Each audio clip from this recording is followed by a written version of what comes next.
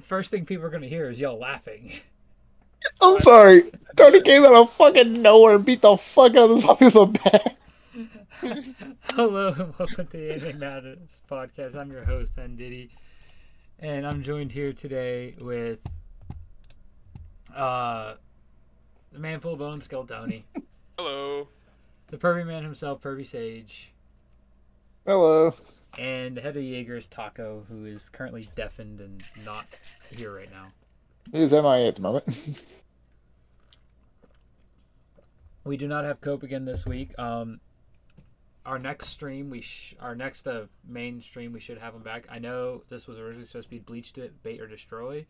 We were hoping to have Cope back for that, so we can, since Bleach is his #1 anime. So we're postponing that. He should be back with us on, was that the 29th?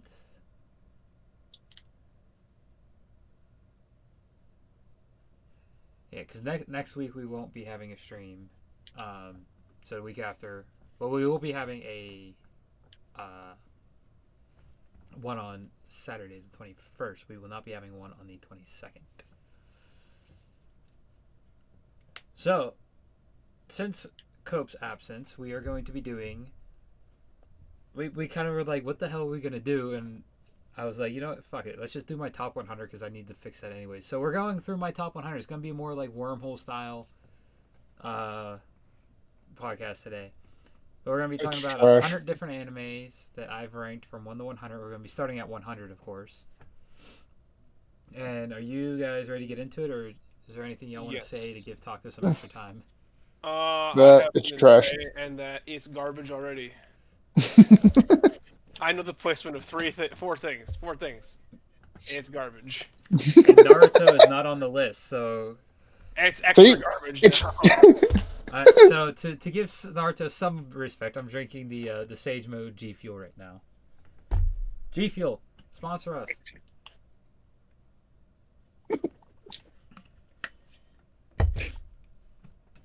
Oh, RCXD. All right. Shit. I got 0 kills today. Other than that, are you guys ready to get into it? Hello, Lady Sage. Oh, well, we got 5. Yeah. All right. Sitting at number 100 is a nice little comedy series called Buddy Daddies. So I was clicking and spamming my mouse like crazy. It's just so y'all know, they're playing We're playing Black Ops 6 Zombies. So you're gonna melee only. Shit. We're with the baseball bat on Liberty Falls. Oh god, you're doing the melee only challenge. This shit is so fun though. Did you guys get our cameras done? Did you guys do the starting room challenge yet? That's boring. Nope. I feel like it's easy. I feel like it's easy as hell on Liberty Falls though. It's easy in every game past BO3 because you have an actual gun to use. True. But that gun does start to top off pretty quick. Depending on what build you have. But, back to anime talk. Buddy Daddies is at number 100. Okay. Have either of y'all watched Buddy Daddies yet? No, but I know the premise. We watched, I think, a couple of episodes together. Yeah, it's 2 assassins who stumble across a child, and they end up assassinating the child's father, so they both become basically father figures to the child. They are partners, not in life, but in their work. Yeah, right? They are tag team assassins. They do all their assassinations together. Family story of 2 killers and a girl. It's a very wholesome anime. It's honestly, it's more wholesome than Spy X.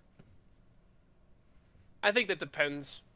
In my opinion, it's more. It's strange because it's like what the premise of the show is. Like, come on, like let Lloyd and Yor actually start the romance here. Like, to where they hide all their stuff from each other in Spy Family. These 3, they know everything about each other. Even Mirai, the little girl, she knows that she knows that they're assassins. Because they took her on a mission. Yes, that was something else. She also was technically adopted on their one mission where they assassinated her father, wasn't she? Yes. When they first met her, they basically adopt her when they find out that the person she was sent to, her actual father, was their target that they just killed. So they basically adopt her there, and then in the next episode they have an assassination that they have to go do, and they take her with them because they don't want to leave her alone in the apartment. And that's dumb. That's a terrible idea. They tell her to stay in the van, but she has to go to the bathroom, so she winds up getting caught in the middle of a gunfight. I remember that. Yeah. I watched the episode, but I remember seeing a clip of it. It's just like, what are you doing? But other than that, it's very wholesome, very cute. The ending literally pulls at your heartstrings. It's beautiful. And it's only one season, and it will only ever be one season. Oh, did you check the source material? There is no source material. It's an anime original. Oh, anime original? Yeah. Oh, okay. Anime original, 12 episodes. Very cute. And it's a good all-around story for only being 12 episodes. Ready to move into number 99? Let's do it. I forget what it is, but I'm pretty sure I already know what it is. Number 99 is Bo Furry. I don't want to get hurt, so I'll max out my defense. Yeah, that one was interesting that you had it that low, even though you seemed to like it a lot when it was airing. I do still... Here's the thing. Like I was telling Taka this when I told him where the AOT placement was. I've watched over 1,200 animes. So this is still in the top 8% of anime I've watched. Yeah. So, Antonio, I forgot we started. Because of the amount of anime I've watched, of course some things are going to be rated close to triple digits, even though I really enjoy them. Another interesting fact about this series, too, is it's in the same universe as SAO and Excel World. Is it? Yes. Huh. So, basically, the premise is Maple, the main character, has never really played video games. And when her friend Risa tells her, hey, you should play this one at least, and it's a deep dive virtual reality, just like an SAO and Excel World, and Shangri-La, but Shangri-La is not in the same universe as SAO. It is its own universe. She thinks she'll get hurt because of it being a full dive and you feel everything, so she dumps all of her stat points into defense and nothing else. And there's a giant turtle that can that can change size. And it can fly. A turtle that can fly. Flying torso. And the turtle's name is Syrup, and Syrup is precious. Be careful! Be careful! We destroy this guy. I forgot I packed 3. Any other thoughts on Bo Furry getting 99? No. That sounds about right. So I don't really have a point on it because I haven't watched it. Moving into number 98, we have Arknights. Oh, Arknights? You watched that? I watched all 16 episodes of it, and I am here for it. I know it's based off of a Chinese gacha game. Right. Yes, it is based off a gacha game. Yeah, but it's the premise of the story. The way they did Doctor is kind of weird because in the gacha game, you are Doctor. The player is Doctor. Yes. So the way they do Doctor's character is actually kind of cool, keeping it ambiguous with the cloak and the mask and everything. But just the whole premise of the story is like, you're telling me this story was in a gacha game? The story is so in-depth and so good that I would want to put it higher, but there's not enough material, and I've never played any of the games to put it higher. There's multiple games to it or not, if it's just the one. I don't know. I know there is going to be another 8 episodes, though. They do have another 8 episodes in the work. So because each season is only 8 episodes. Oh, okay. Is it are they longer episodes or are they still They're 30? standard time. 30? Okay. But it's just like Dragon Raja, which is another Chinese anime. Okay. One Chinese anime that I do want to mention that did not make this top 100, just an honorable mention, is Daily Life of the Immortal King. I've only watched the first 2 seasons. I think if I were to catch up on it, might have it on this list. But since I've only watched the first 2 seasons, it didn't make the list. Okay. But yeah, this actually took me. I was recommended this by a friend, and it took me by surprise when I found out like it was based off a gacha game. So I was like, okay, I'm gonna go into this with like a little bit of bias on disliking it. But the animation, the story, it blew me away. I could not believe that this was based off of a gacha game. Moving into number 97. We have Erased. Really? Yeah. I love the story of Erased. It's a heart tugger. It's have you watched it, Tony? Erased? No, we watched a couple episodes in club, but we never watched the full thing. Yeah. So basically, you know the premise though, that he gets the ability to go back in time to fix mistakes and find out who the killer was. But what happens towards the end of the series is just like, are you kidding me? That just happened type stuff. Okay. So it's a little low for some people, but it at least makes my top 100. Moving into number 96, and I was hoping Taco would be here for this one. We have Attack on Titan. Yeah. Everyone that watches their stuff knows my gripes on Attack on Titan.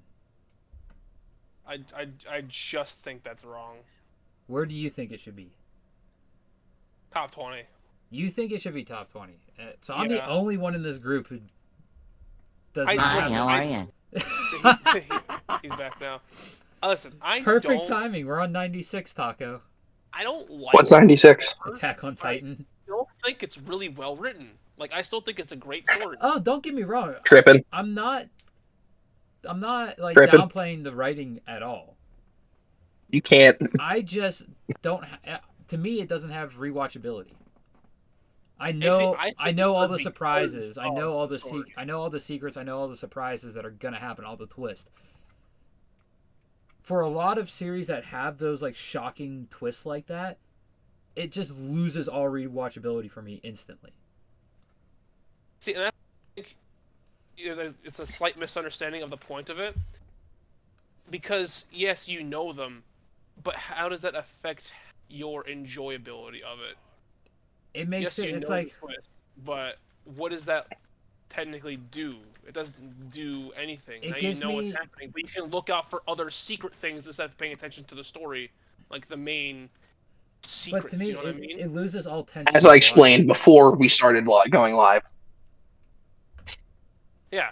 Like I feel like, and that's another reason Erased is so low. Like I know all the twist and everything that happens with Erased.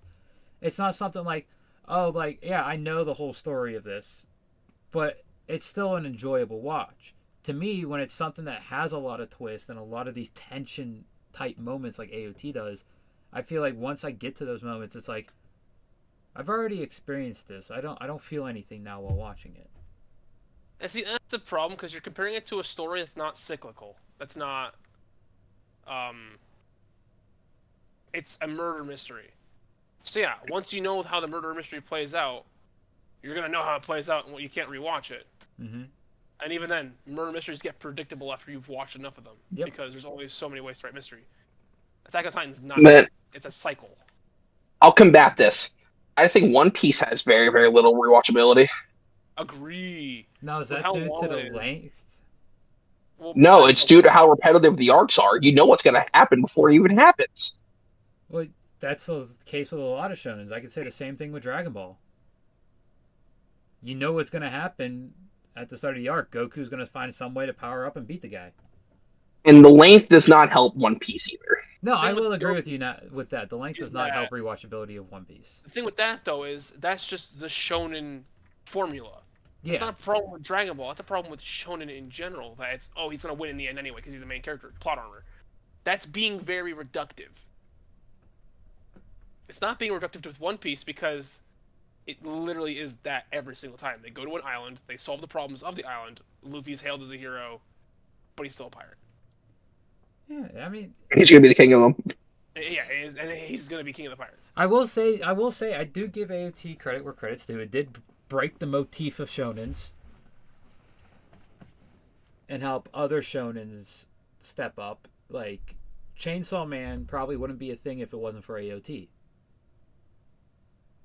Maybe. Neither would.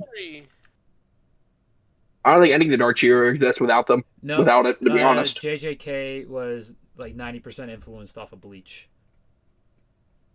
Equipment. What does equipment mean? And Gege stated that specifically, that Bleach and Junji Ito were his main influences. Oh, it means like that. Okay. Hell's Paradise, I'm not sure because I haven't gone too far into Hell's Paradise. We're pretty much anime only when it comes to Hell's Paradise. Yeah.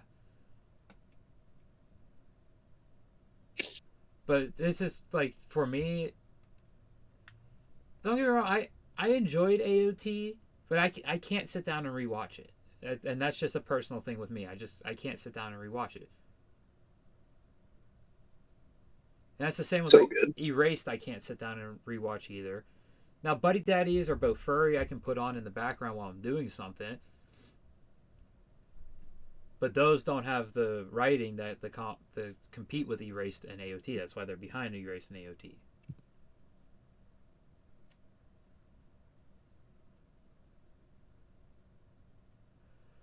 But this is just how I feel on AOT. I'm not downplaying any of the writing or anything like that at all. It's just I enjoy and would rewatch more the ones that are above it. Which is fair. Mm-hmm. Oh, I will say just real quick before we get done with the AOT. I'm on my second watch through of it, and I will say this: hearing Irvin still makes me want to go charge a Titan Ball by itself. Oh, don't get me wrong. Like I told Taka this yesterday. Season 3 will still be my absolutely favorite season. And if I'm not even talking about season 3. I'm talking about season 1, 2. If I had to like rank seasons of animes, season 3 of AOT would be high up on my list, but the rest of it more than likely wouldn't. Season 1's also a banger. So you can't really say much for season 2 since it's only like 12 episodes. Season 2 is it's more like a short season. It is a shorter season, unless you want to count the fourth season being all separate. Yeah, well, it shouldn't have been all one season. It should have been the core. How long were they? Like, it wasn't the fact that they were cores. It was the fact that between part 1 and part 2, there was almost 2 years of wait time. To be fair, it was worth it because the animation was nuts. To where Bleach has been like between core 1 and core 2, there was only 2 seasons that went by. Might have storyboarded it. Winter and spring. Not storyboarded the. Bleach also took how long of a hiatus to come back? Well, they did wait for the manga to be over, and then they did mention, hey, we want to get Black Clover to a certain point before we actually start airing Bleach. Ooh. So what's the difference with AOT? They want to make sure it was perfect.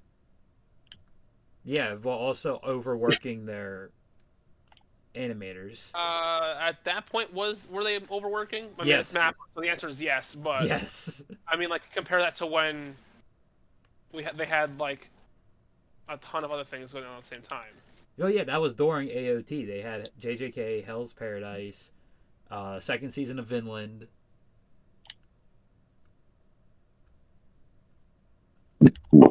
And there's a couple other smaller ones that they were working on.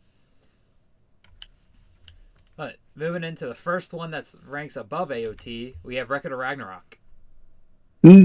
Oh my god. There's a legendary gun inside the vault if you want to go in there and grab that. I bet. Like, I don't have you watched Record of Rag, Taco? Yep. What are your thoughts on Record of Ragnarok? It's cool. I like the fights. Like, it's cool. Yeah, the fights. I think people think about it is like the fights are really good. The story I think is kind of lackluster. The story is what I've heard.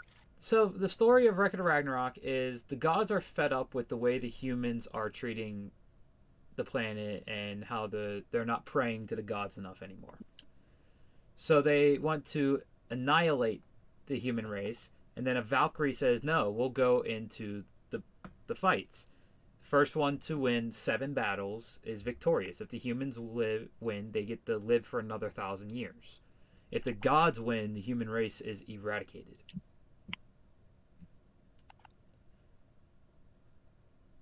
That's the lore behind it. I love mythology, and I love the fact that they bring all these different gods from all these different religions and mythologies together. Like you have Norse, you have Hindu, you have Buddhism, you have the literal Buddha, who is my favorite character in this series. Jesus is in the show. Jesus has not been shown yet. Oh, he's in it. Yeah, he hasn't been in the 2 seasons that are out, which go through Buddha's fight. Jesus has not been shown. Now, I don't know about the manga because you can't, I believe from what I've heard, Jesus is not a competitor, but he's in, like, he talks to Buddha a lot. Yeah, he hasn't talked to Buddha yet. I don't believe it's animated. I believe it's Now, it is English published by Viz, but you cannot read the chapters on the Viz website. Really? No. There's several that are like that. Monsters like that. Vagabonds like that. Several of the Shoujo Beat ones are like that, like Yona of the Dawn, Snow White with the Red Hair, Maid Sama. They're on there, but you cannot read them on there. Oh, Sage, did we do it already?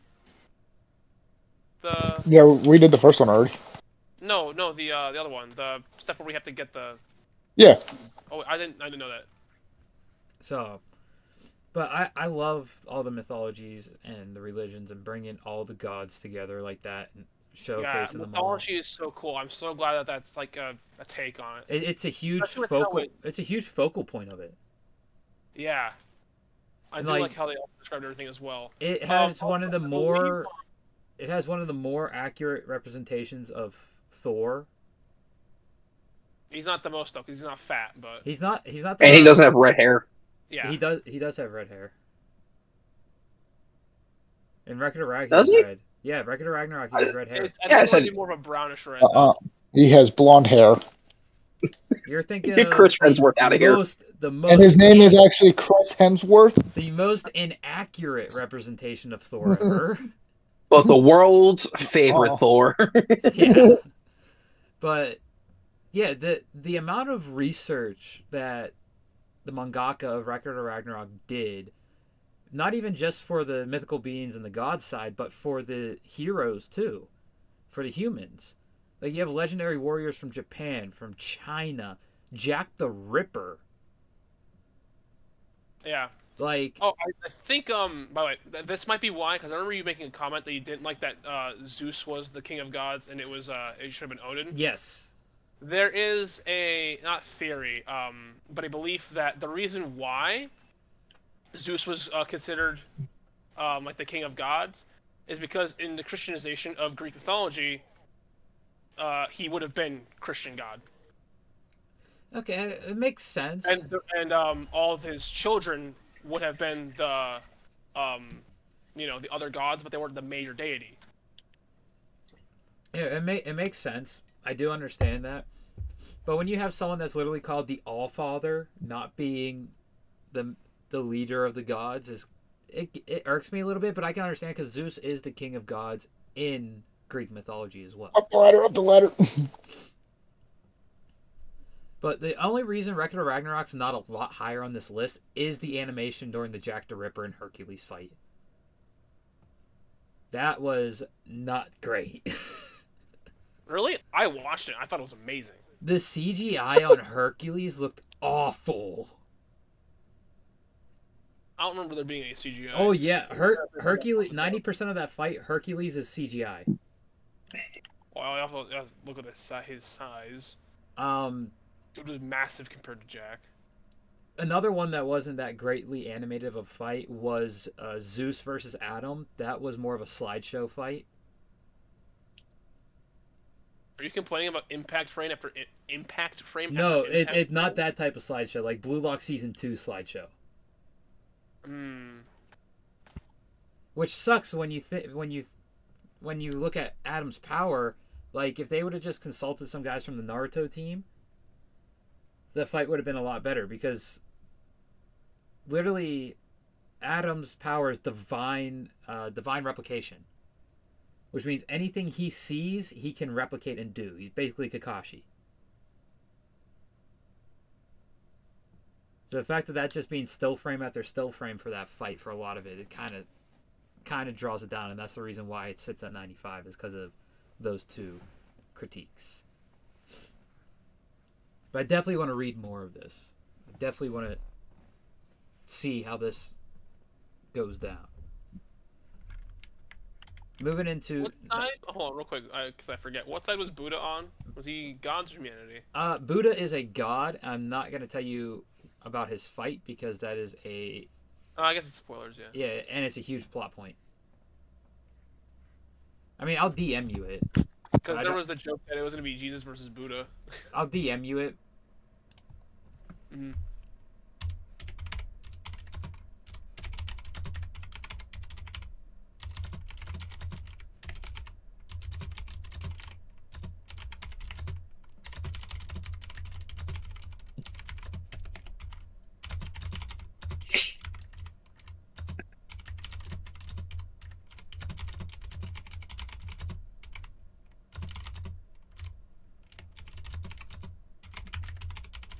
And Buddha's fight already happened.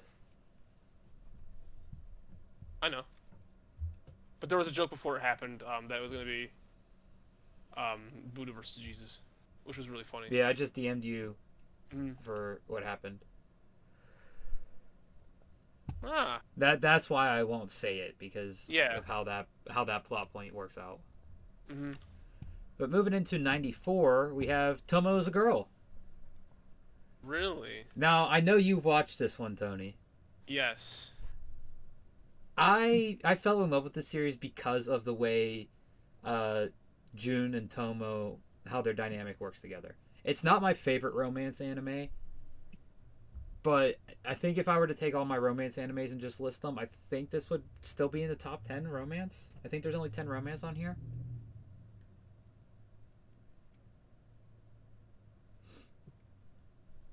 But it's pretty cool. Basically, Jun, as a little kid, thought Tomo was a guy when they hung out.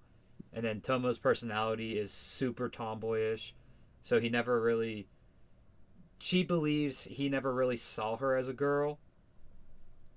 So basically the whole series is her trying to get Jun to notice her. It's a huge, like, notice me senpai type anime.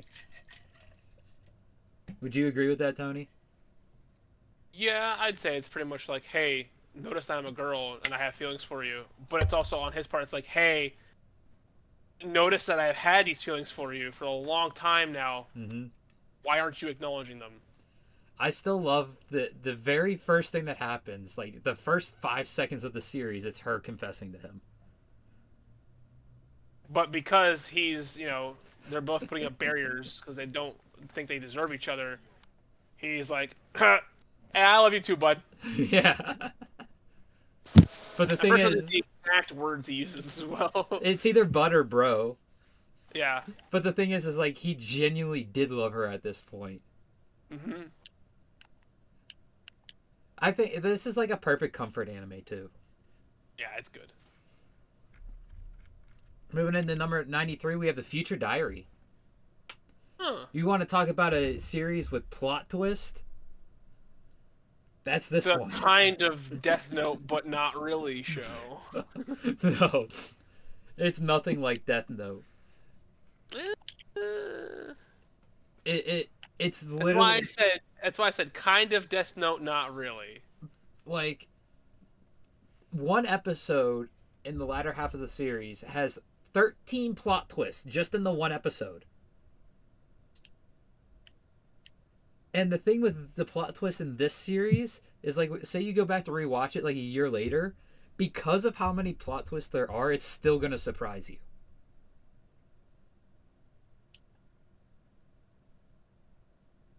So this one actually does have a high rewatchability in my opinion because of how complex it is.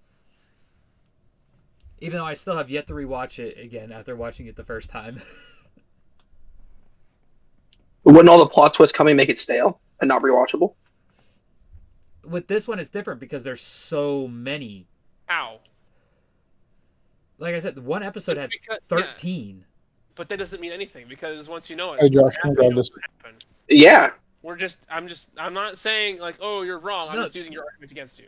That's exactly what I'm doing. I understand what you're doing. But compared to having like 4 or 5 plot twists in an entire 89 episode series, and then having 100 plus in 20 episodes, you're still gonna get the shock factor. You're illiterate and don't know what's going on to not be able to predict it. I'm not saying you are. I'm just saying that's a possibility. No, and I feel like someone with a better brain than me would probably sit there and be like, "Oh yeah, I can tell what all the plot twists that are coming after watching it once. I'll be able to I'll watch it again and not have any shock factor." There are probably people who could do that. For me, because of the amount of them, like there's several plot twists that I got told about that I was like, "Wait, that happened?" It's like I completely missed them.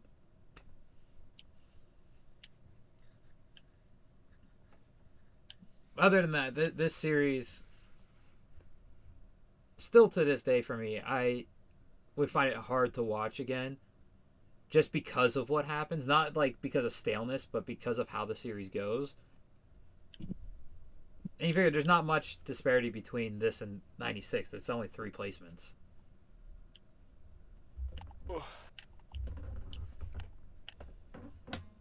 I felt like it was an opportune time to use your argument against you. Moving into 92, we have Madoka Magica. Madoka, what was it, 92? 92. 92? That's kind of low. I would want to put it higher, but I have not finished all of it. I've only watched the 12 episodes. There's still another movie. There's still a movie, and then there's more material as well. I think they're doing the rest of it in movies, though, if I remember correctly. But I need to watch movie Rebellion. Now I do have the Madoka Magica complete omnibus for the 12 episodes, that manga, and then I have the movie Rebellion manga. So I could get caught up to what's released anime wise. But this is the only I believe this is the only Magical Girl one on the list. And that's because of the dark factor of it. You don't even have Sailor Moon on there? No, I can't. I've watched all of Sailor Moon original, and I watched all of Sailor Moon Crystal. And I've read it all. I basically forced my way through it because it's an iconic series for the shoujo genre, for the shoujo demographic. It is the most iconic series in that, and I believe it's the most iconic Magical Girl series as well. I believe so as well. There's a mutant serum, by the way, up here, Taco. But I give respect where respect's due. Sailor Moon deserves all the respect that it gets. I didn't enjoy it, though. I basically labored my way through all 200 episodes of the original, all 12 volumes of the manga, all 39 episodes and 4 movies of Crystal. I basically labored my way through it.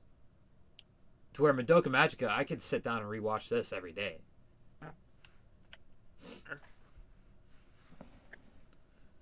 And I really believe Sage should continue it because he hit that surprise factor in episode 3. But there's another one in episode 7 that's even worse.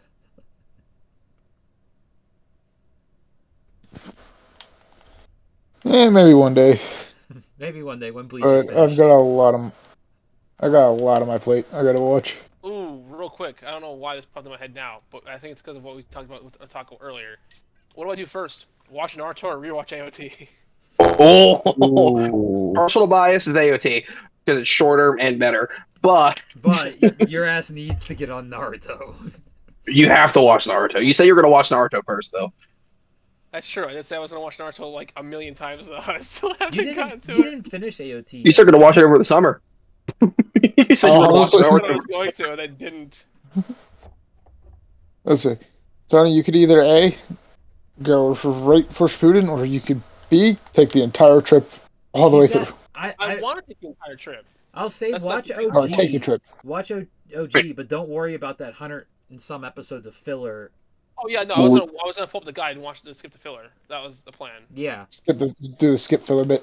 yeah. Yeah. Like, Oh, you gotta do it like me. You gotta do I think all it of was it at once. episode Everything. 106. We found that was the final, like the actual final episode of first part, and then you can go from episode 106 straight into Shippuden.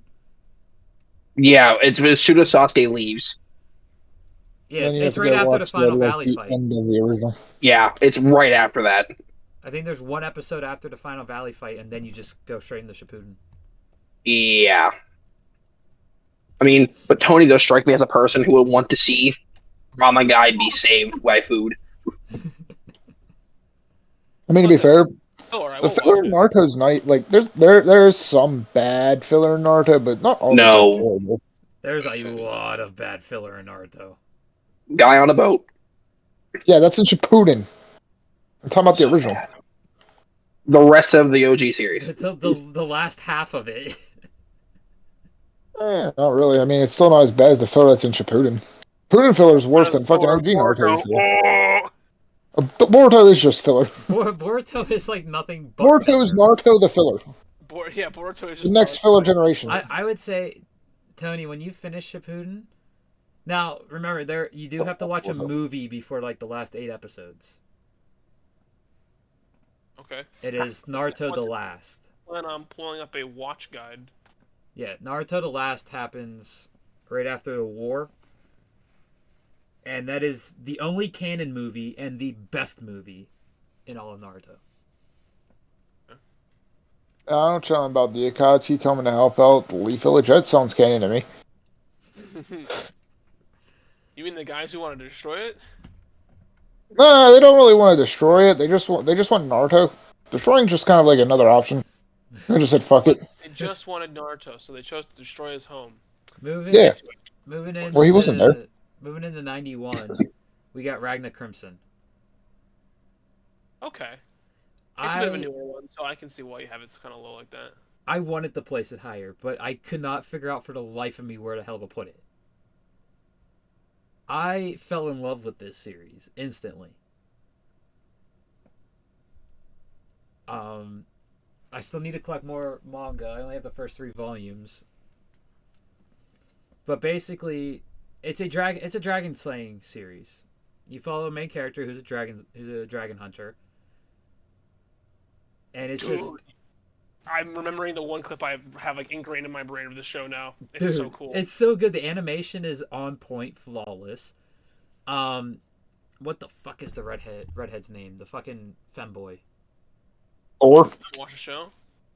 Thor. Yeah, okay, buddy. That's when Loki gets a hold of him, alright? That's when they fused. They don't fuse. God. fuse like Crimson. Goku and Vegeta. His name is Crimson. The anger of Thor and the connivingness of Loki. That's why it's called Ragnar Crimson, because the main character's name is Ragnar and his name is Crimson. So Crimson is also a dragon, but he's immortal. Cannot be killed no matter how much you hit him with Silverine, which is what the swords are made out of. And he also has dimensional gate powers and time abilities. So he can stop time, reverse time, and all that. The best fight in the entire first season is definitely Ragnar versus Ultimia in the city. That fight was insane.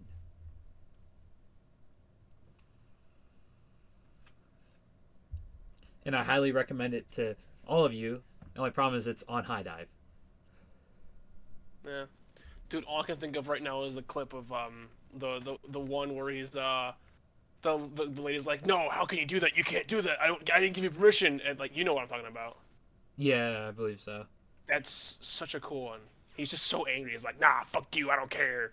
Yeah, that's the Ultimia fight in the city. Yeah. I don't want to say any like like any details about it because it's so fucking cool and It's alright. Altamia is not even on the screen, so no one knows who that is. Well, I know, but I'm just saying, like, in general, like, I don't want to, like, say, like, oh, it's versus this person, because, you know, the show is there to watch. Yeah. Moving into the top 90 now. We're at the 40-minute mark already.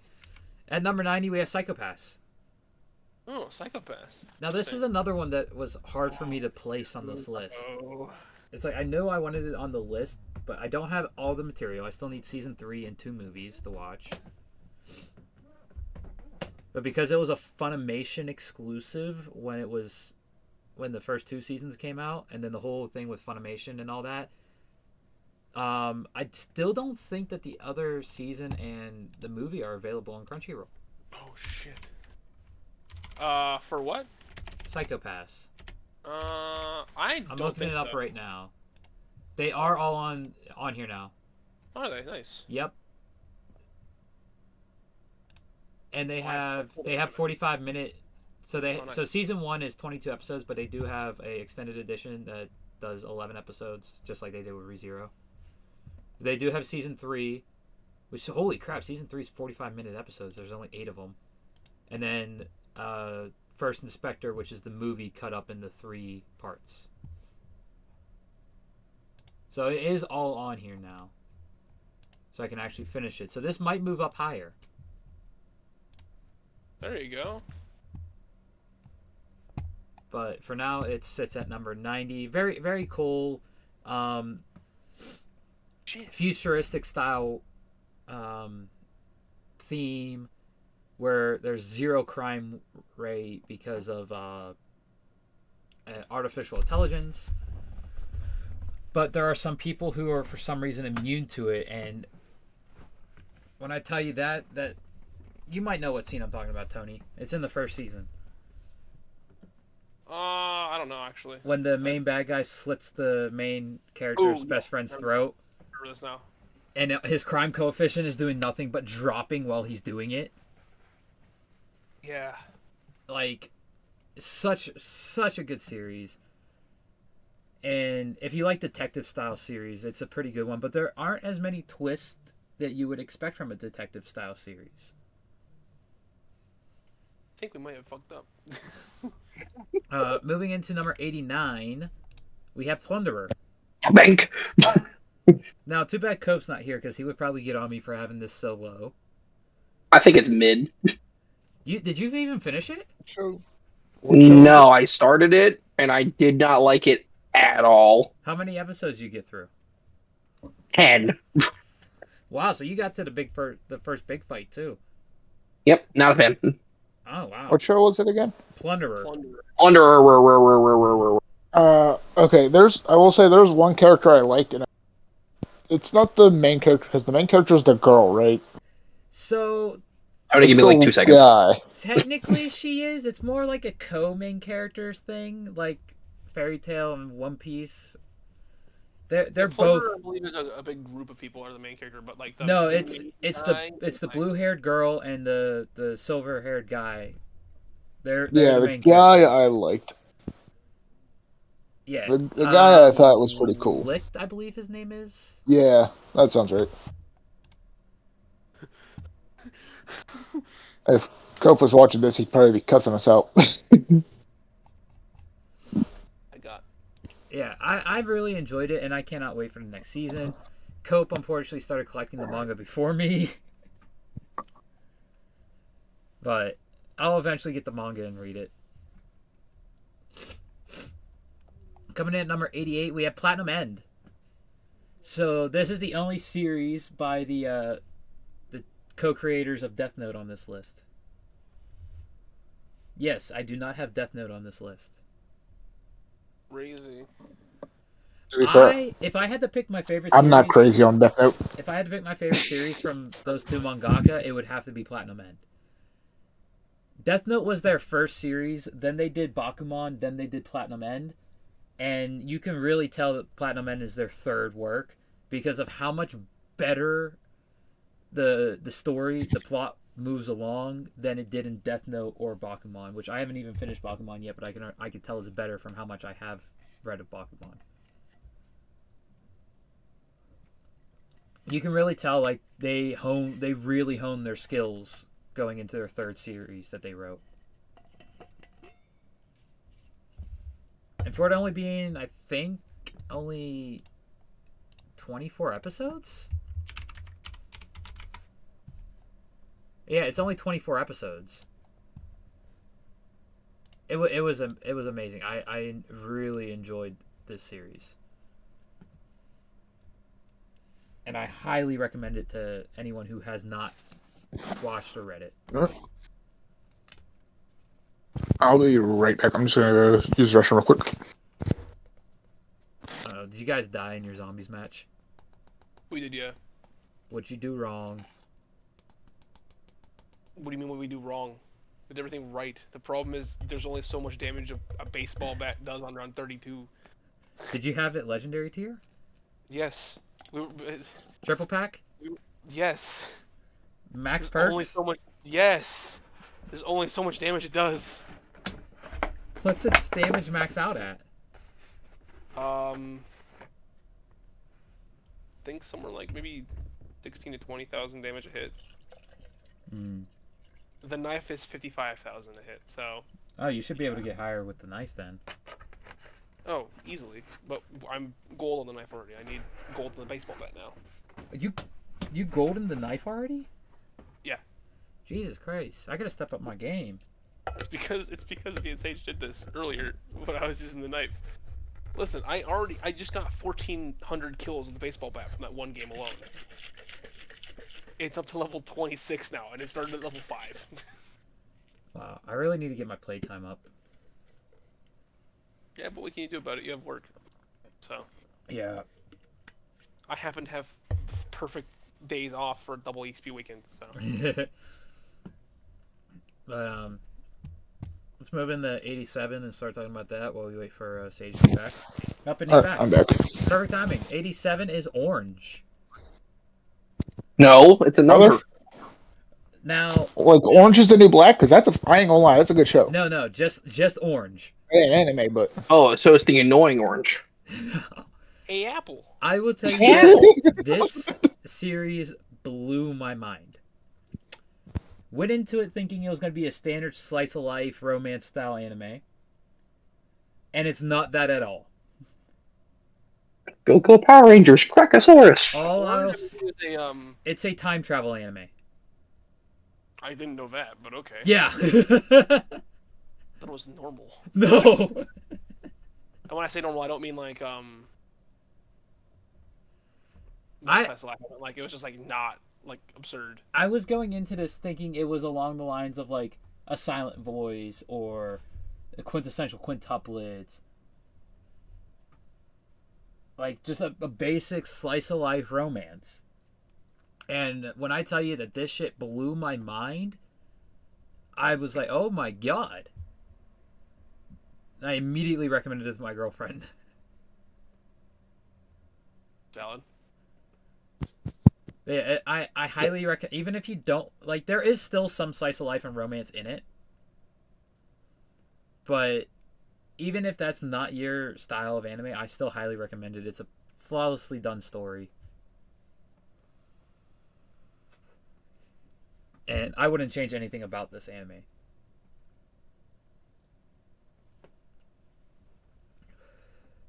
Moving into number 86, we have Nier Automata. Onomatopoeia? Onomatopoeia. Now, this anime is over now. It's only going to be 24 episodes. I was not expecting the ending they chose. Now, they go over like all 27 different endings. They do them at the end credit scene of each episode. They do a different ending.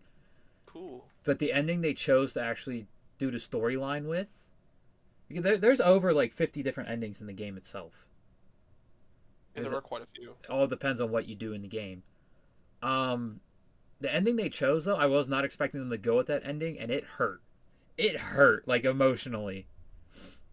They picked one of the saddest endings to go with. The animation was phenomenal. big ups on Square Enix's animation department, because they're the ones that did animate this. Square Enix animated it. So big ups on that. It was beautifully animated. They tend to do well with their animations. They did Full Metal Alchemist and Full Metal Alchemist Brotherhood. They did My Isekai Life. Now, even though the storyboarding was shit on that anime compared to the manga, the animation still looked great. And you can contest to that, Tony. Yeah. I did quite like it, but I did like how it took it with the manga a bit more. Well, yeah, because the manga, it actually starts off at chapter 1, where the anime starts off in, like, chapter 8.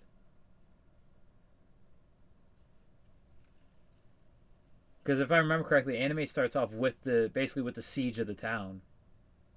Yes. That doesn't happen until, like, what, chapter 8 or 9 in the manga. Around there, yeah. So there's a lot of stuff you miss if you don't have the manga or the light novels. But I remember when the first season of this dropped, people were doing a comparison to the game, and the opening scenes of this anime were a 1-to-1 direct from the game. And the animation was beautiful. Like I can't remember if I said that or not. It was visually beautiful, everything about it. And there was even CGI in this, and you couldn't even tell it was that well worked into the normal animation. I think it's also because of the content they're covering. They are doing a video game, so the CGI is going to look a little better anyway. And you figure it's Square Enix doing it. If there was any, other than Studio Orange, which did Trigun Stampede, because they did phenomenal on that, if there's any other studio that I would pick to do a CGI for an anime, it'd be Square Enix. Because, I mean, look what they've been doing in the video game industry. Yeah. But moving on to 85, we have Black Clover. Really? Yeah. Now this one has a lot of potential to move up higher. Where it's currently at in the manga, this is where I have it ranked. And depending on how it ends, will depend whether or not it moves up a lot or it falls off the list completely. Since there's only going to be I think it's like only 12 more chapters total. Roughly. So I figure I'm going to put it at 85 just to be safe, because it's like, yeah, I like the series. The anime does have a slight filler problem. So that's why I'm happy they kind of put it on hiatus. Mm. And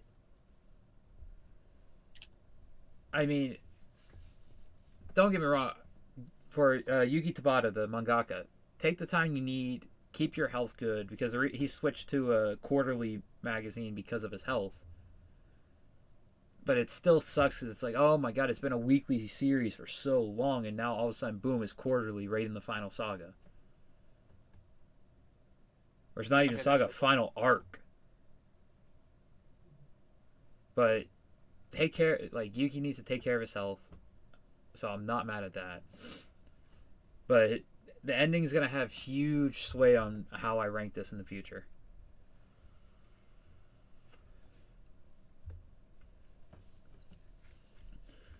How do you feel about it being this low, Taco?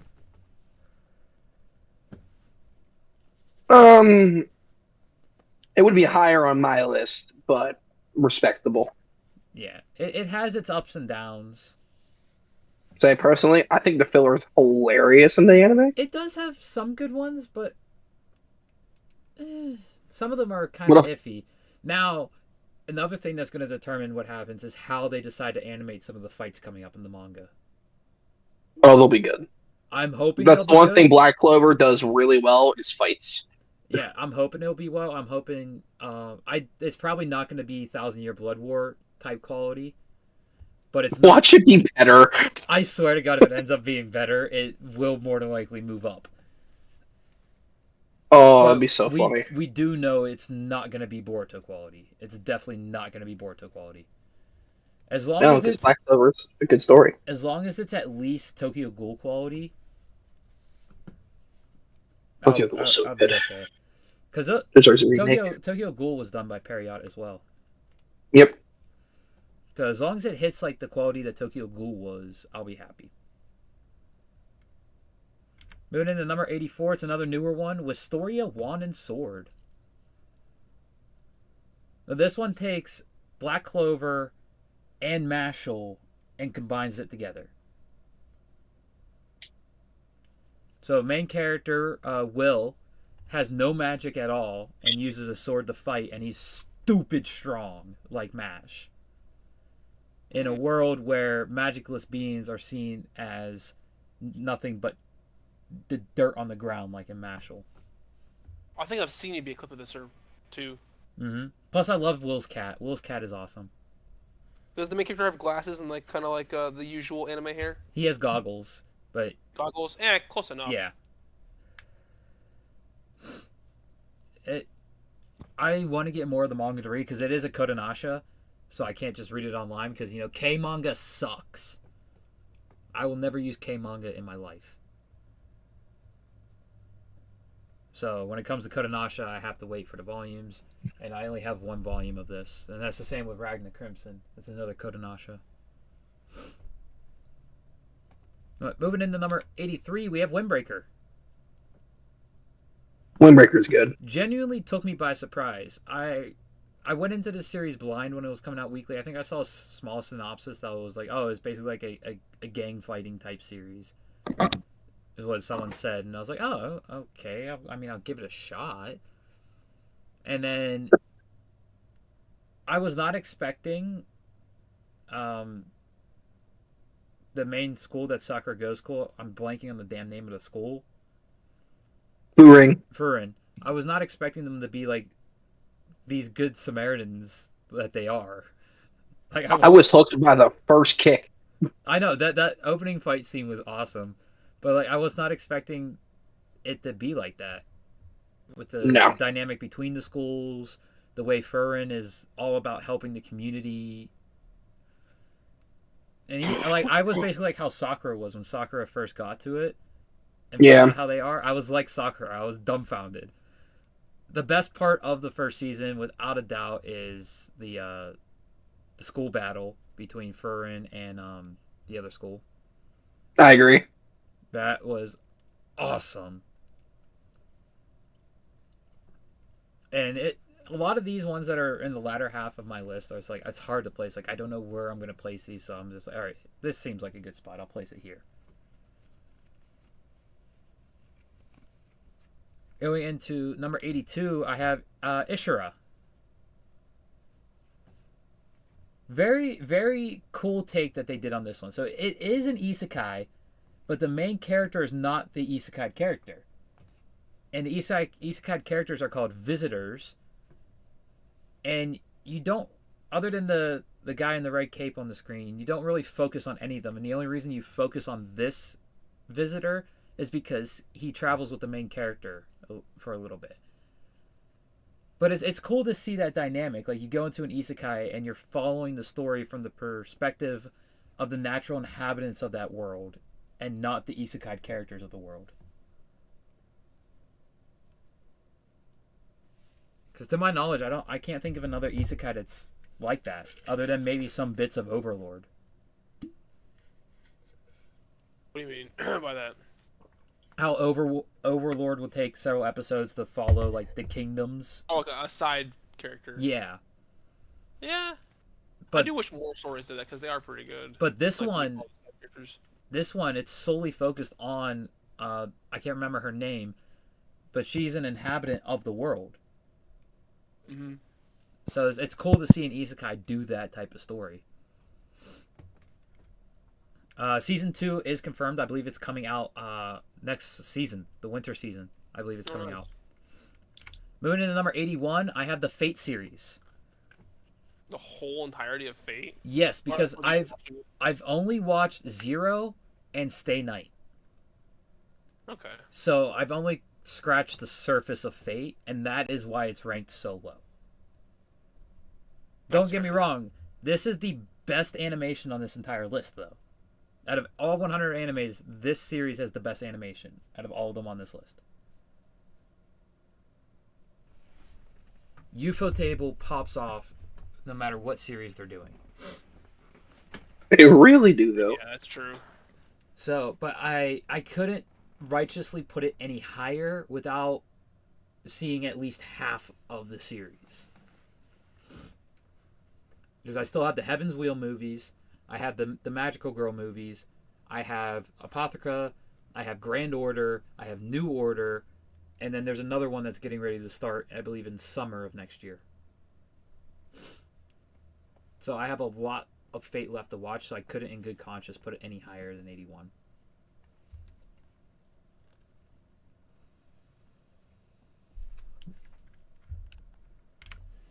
At number 80, there we have Elfenlied. Really?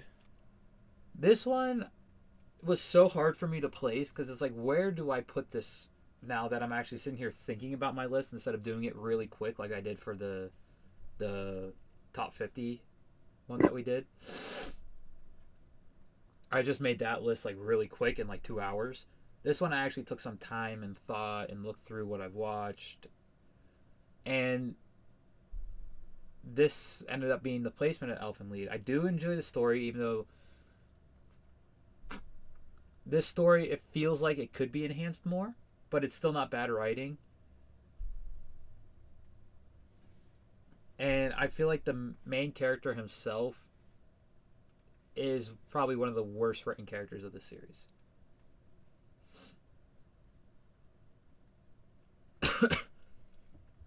Any other thoughts on the placement of the Elfin? No, I think it's a fair spot. Going into number 79, we have that other Chinese one, Dragon Raha.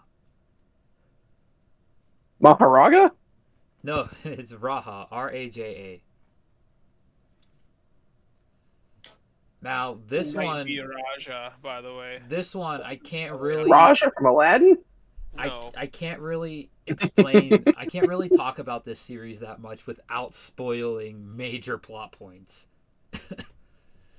Animation is insanely well done for a Chinese-produced anime. Because unlike Arknights was produced by a Japanese animation studio. This was produced by a Chinese animation studio. And it's very good. And I wish I could tell you guys more about it, but I don't want to spoil anything because I would hope one day you guys will watch it. It does have a Japanese dub. It does not have an English dub yet, and the next season is actually coming out next year. So I'm excited because at first this was canceled after the first season. It was a 16-episode season, and they canceled it. And I was like, no, because of the cliffhanger that it ends out on. But luckily, the cancel was rescinded, and there is going to be season 2 coming out next summer, I believe. Oh boy! That's happening very often. Yeah, you don't see many series come out of cancellation. Like once a series is canceled, it's normally like that's the end of it. It's dead. But this one crawled up and is making a comeback, and I'm hoping season 2 is just as good as season 1.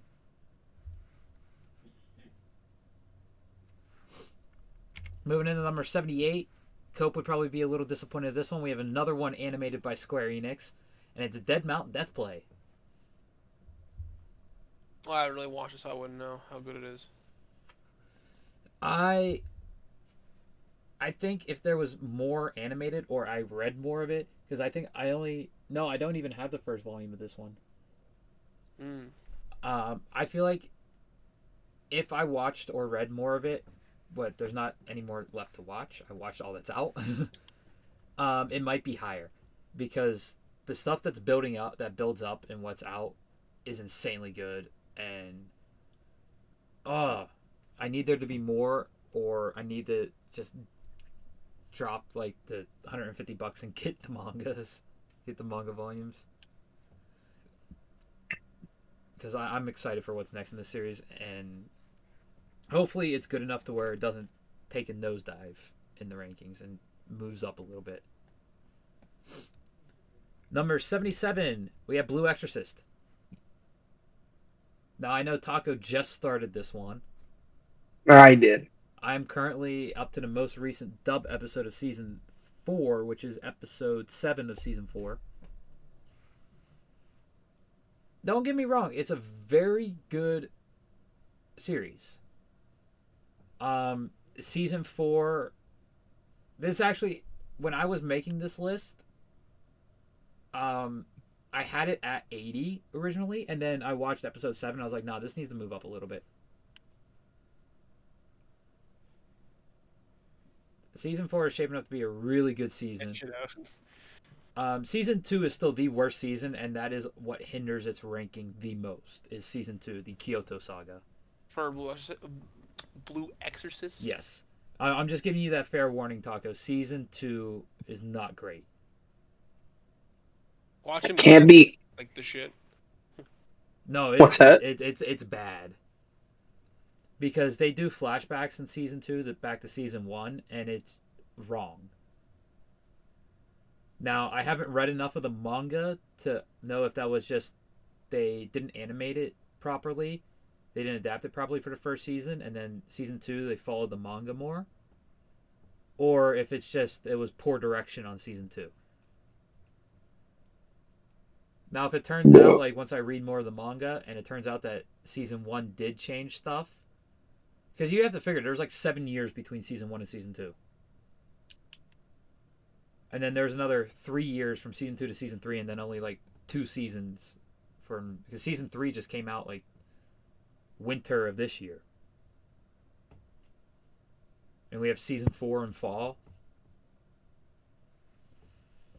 So my best part of it so far is the banter between Bryce and Johnny. Yeah, that Yep. is, I do love that, seeing 2 of my top 5 male voice actors. I'm happy I found another. I'm happy I found another one where Bryce is the main character. Bryce is the main character in a lot of them. Well, I don't go out and like look for ones that he's in. Mm-hmm. I will just like happen to find one. Like SAO, I knew. Yeah. That he was Kirito, but like I didn't know he was Rin until I started watching it. Yeah, and it is a split main character in this series as well. Yukio is also, he's the secondary main character. So Johnny and Bryce are both main characters. Yup. But yeah, the ranking on this one is subject to change once I read more of the manga and figure out what the problem, why the flashbacks were not the same as Season 1 and Season 2. If it turns out it was just like a continuity error by the mangaka, then it's like, well, there's not much I can change with the placement then. Moving into number 76, we have Blade of the Immortal. Really? Yeah, this one took a nosedive. Hmm. I believe it was 16 last time. Oh shit! Nice episode. Drop down a good bit. I didn't finish the series yet when I made my top 50. The ending wasn't bad. It wasn't like Samurai Champloo levels of endings. Oh, I got a workaholic. But it wasn't. Samurai Shampoo. It wasn't. Samurai did what with his shampoo? It wasn't bad either. I hate when it gets in my eyes. It wasn't Samurai Champloo levels of endings, but it wasn't. It was along the lines of like the Promised Neverland ending in the manga. It was good, but not great.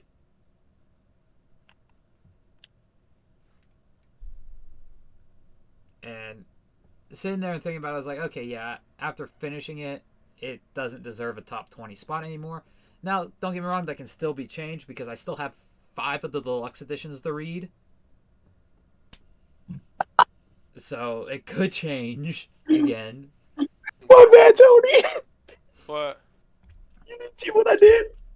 Yeah, I was shooting at the zombie, and then you just dove and killed his ass right I in front was of me. sideways and too fucking suck. Get down, Mr. President! And just assassinated the guy. moving in to number 75, we have Akame got killed. Now, Akame got killed so low? Oh my god. this that is was so because so apparently the ending of the anime is an anime only ending. Apparently it's completely different in the manga. Okay. But I still have to go off. I haven't read enough. I've only read the first 2 volumes, so I don't know So how you it goes in the would not manga. do that. So I mean, I think everyone here knows what happens to Tatsumi. Yeah, it's stupid. The main character dies, and then there's still like 2 more episodes. Now, don't get me wrong. A lot of people say no, Akame is the main character. I'm like, well, Akame has her own manga, and that's Akame Got Killed 0, the precursor manga. I disliked about Akame was that they treated Akame like the main character when she wasn't. No, the story is about Tatsumi. And in the early parts of the series, it is set up to be Tatsume's story with Bulat and Mine and what the hell is the name of the scissor girl? Remember? I don't remember her name either. But yeah, the way they ended that out, I have to read to see because I know it's different endings. As Death is still one of the like. Everyone loves As Death. Everyone loves As Death. I do love the leader of Night Raid though. The chick with the robo arm. Mm-hmm. I do love her, and she reminds me of Hajime too. A little. I mean, she basically attitude-wise, yeah, her but- character design is literally female Hajime. Pretty much. Now, granted, Hajime is basically male her because Arifreda first. came out after Akame. Yeah. Moving to number 74, we have Angels of Death. Now, this is another one where the ending makes it this low on the list. The ending, I still can't wrap my head around the way this ended, and apparently it was more, the ending of the game was better, but you cannot find the game anywhere. I've tried on eBay, Amazon, I've tried everywhere. Angels of Death was an anime based off of a game. Huh.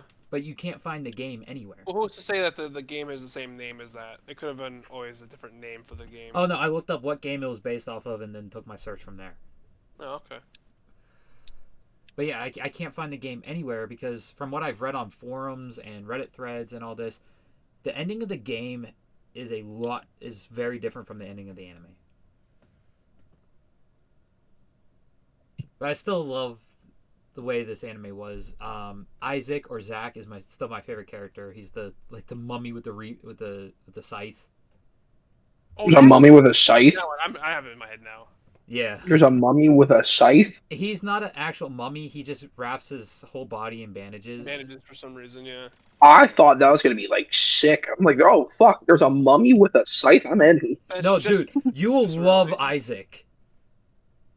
Or Zack, whichever one you want to call him. Because he goes by 2 names. He's without a doubt my favorite character in this series. Oh, he's schizophrenic. I'm not kidding. No, he's not schizophrenic. He's not. Zack was his nickname. His actual name is Isaac. But he was called Zack by his friends. You know, before he killed them. Weird flex. He's just telling us his future plan. He's gonna base himself off this guy. Noted. Moving into number 73, we have Noted, 86. Cody. Luckily for us, we know the kills won't roll in. And We have 86 at 73. Jesus Christ, these guys. I need more of this series. I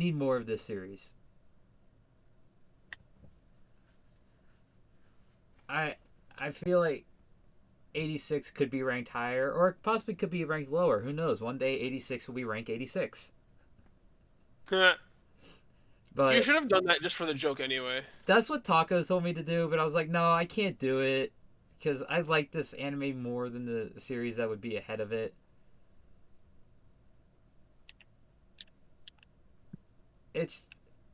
I feel like I need more content though for it to be ranked higher than 73.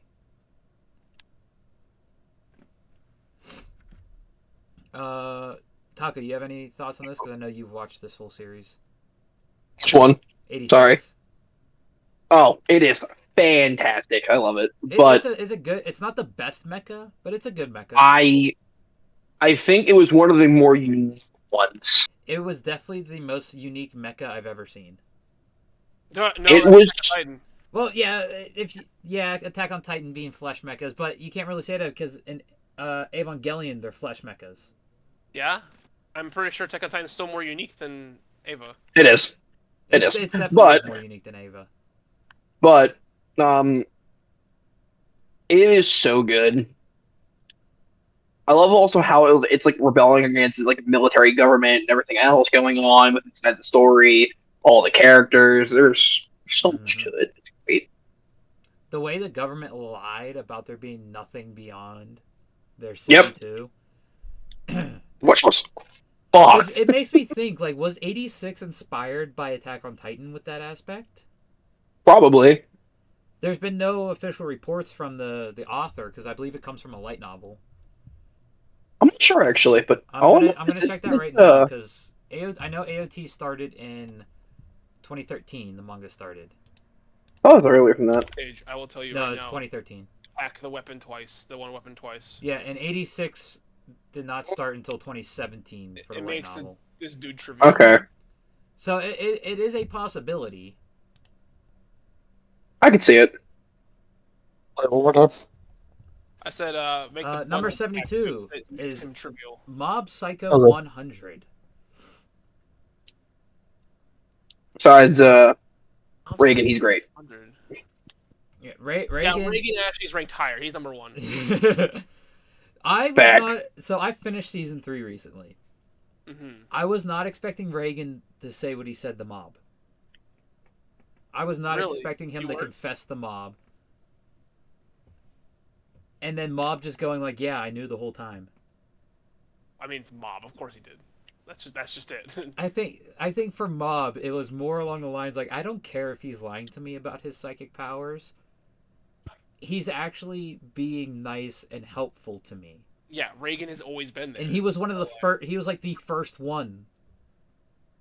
After Mob's incident where his powers went out of control, Reagan was the first one to actually be nice and like be kind and helpful to Mob.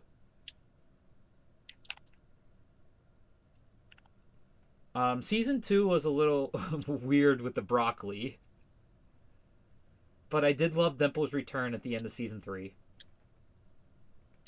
And I think that's all. I don't think there is a season 4. I think that's the actual end of the series. Well, I'm pretty sure there's no season 4. I don't know if it's the end or not, but there's no season 4 from what I can. Oh, I know there's no season 4 because this just came out recently. No, I mean, like I don't think there would be. But Yeah, I think I'm not 100%.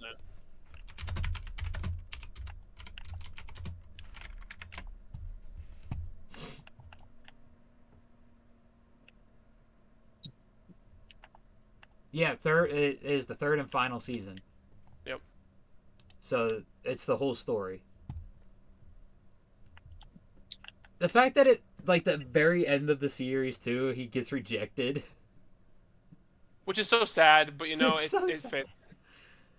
It's like he's had this crush on this girl for this whole series. Like the whole series, he was trying to get with this girl, and the very final, like the very end of the series, he's rejected. And like, I did love the party at Reagan's office at the very very end though. Like that was like the last thing that happened. All around, I really enjoyed it. Taco, I know, was griping like, "You're gonna have Mob on this list." Mob Psycho's No, awesome. no, that wasn't me. What was that? That was Sage? me. Oh. Yeah, I was just saying that I'm not a fan of like One Punch Man, Mob Psycho, those anime. I can understand. I can't say. Can't say. They do look like eggheads. Yeah. Yeah, that's all I could think of. That's one's unique art style. So I understand. That's got not its fan even base. one People art like style. it, One's and I art ain't style hating on is it. shit. But- Have you ever seen his original web novels? Oh yeah, they're not great. But one did draw Mob Psycho. He's not drawing One Punch Man, but he did draw one Mob Psycho. So, yeah, and it wasn't the greatest. whoever's drawing One Punch Man is much Oh better. yeah, I can't remember their name. Now One Punch Man isn't on this list because I do feel like One Punch Man is like that it has that Dragon Ball effect on me. Which I mean, it's a parody manga, but it's not done as good as Gintama is. You see, I disagree with that. I think One Punch Man is done fantastically. See, I've only because it's still a parody, but it's got its own story. The story isn't parody; it's just the main character. I feel like the story is going to take off a lot with season 3. If it animates what I think it's going to animate, yeah, it will. It's supposed to cover the Cosmic Garo. Oh yeah. That's why good. it keeps getting delayed because the problems they're running into with doing it. It is how fucking insane the artwork is. Have you seen Cosmic Garo artwork? No, I haven't gotten to any of it, and I try to stay away from spoilers as much as possible. I've only read the first 9 volumes, which gets to the Tiger King stuff in season 2, I believe. Oh wow. Yeah, I haven't had like an incentive to actually just go out of my way and read it. You're not ready for Cosmic Garo. It's insane, dude. Is this gonna be like how I said y'all ain't ready for what series was it I said y'all ain't ready for? Oh, Solo. I think it's more. Like for season 2 of Solo, and for stuff that's gonna happen in Kaiju number 8. You know some of the stuff, but there's even more stuff that you don't know, Tony. Yeah, no, comparing One Punch Man Cosmic Garo to Solo, One Punch Man Cosmic Garo Solo. Like it. Well, you haven't. You didn't get to the Monarch arc, which I'm on currently. The Monarch arc is crazy. Matter. You have to remember, the Monarchs would slap anybody in One Punch Man. No, they would not. The Monarchs control the multiverse itself. They don't compare to Cosmic Garo versus One Punch Man. Remember how Goku shook the universe with Beerus in their fight? He wasn't even full power yet. Yeah, the fight with Cosmic Garo and One Punch Man's on that level. Oh, we'll see. No, it is. It's stated by a character in verse who can hop between dimensions. Okay, Monarchs do that casually. That's what I'm saying. Like in Solo Leveling, the Monarchs do that casually. Well, this guy, that's his power. He does it casually, and he's like fearing for the destruction of their multiverse. I'm not disagreeing with you that it's not good. That it I'm not saying it's not going to be good. I think you genuinely like Solo. It's not only that, you also gave up on Solo pretty early. I didn't. It's such a mid-story. You only got through the season. It's carried by the animation and the fucking fight scenes. That multiple people agree with that. Yeah, but you didn't get to the Monarch arc, and that's where holy shit. Lots of other people did, and they have that opinion. Moving into 71, though, we have Yona of the Dawn. Okay. This, I love. Now, I do have other romances above this one, but this is one of those unique romances where the romance itself is centered in the middle of an action plot. So, normally when you get a romance anime, it's like slice of life romance or supernatural romance or comedy romance. This is an action romance. Not too many of those. Not too many of those. It's very unique, and it needs a season 2. It is currently in anime purgatory. There are 42 volumes in English. But yet season 1 only covers the first 7 or 8 volumes. It is pick that up. It is regarded as one of the best shoujos, which is why it has such longevity. Because you know how hard it is for a series to reach 40 volumes. I mean, My Hero barely did it. JJK didn't do it. Chainsaw Man's more than likely not going to do it. Demon Slayer didn't do it. We don't talk about JJK no more. No, we don't. You see all these series that don't reach 40 volumes, Like you look at the Or 40 volume, Maharaga. you look at the 40 volume club. You have Dragon Ball. You have Bleach, Naruto, One Piece.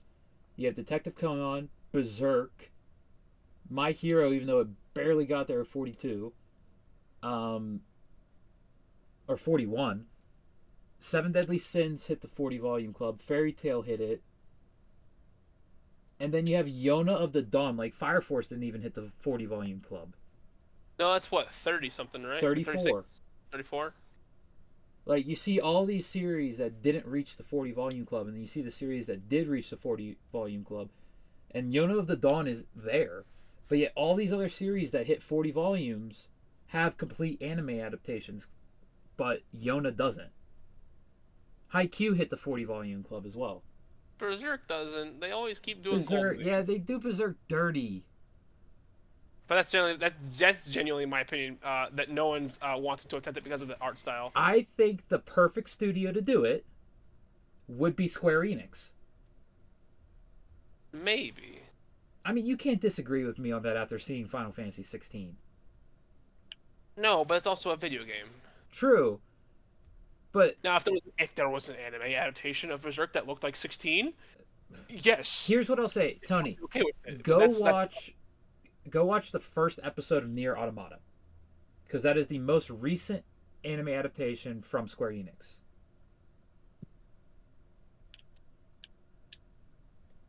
And that's based off of a video game that is also done by Square Enix. I believe Square Enix did the Nier games. Here, I have a Nier replicant right here. Yeah, Square Enix did the Nier games. Okay. So, I think Square Enix would be the perfect studio to do Berserk. Probably.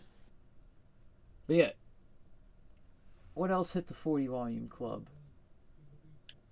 Comey Can't Communicate is going to hit the 40 volume club. Is it? It's at, I believe, 33 is the most recent release. And there's still a lot more it's got to do. Vinland maybe might hit it. It's at 27 in Japan right now. Or 28. JoJo's hit it. JoJo's is like freaking. It's a what do you call it? It's not saga. It's It would be sagas. Would it be? Or if you want to just call it how they call it, be parts. Well, it's only because of how many parts. I was trying to think of as a word for it. I think like, Stardust Crusaders hit 40 though. It might have been when it hit 40. Stone Ocean had 17.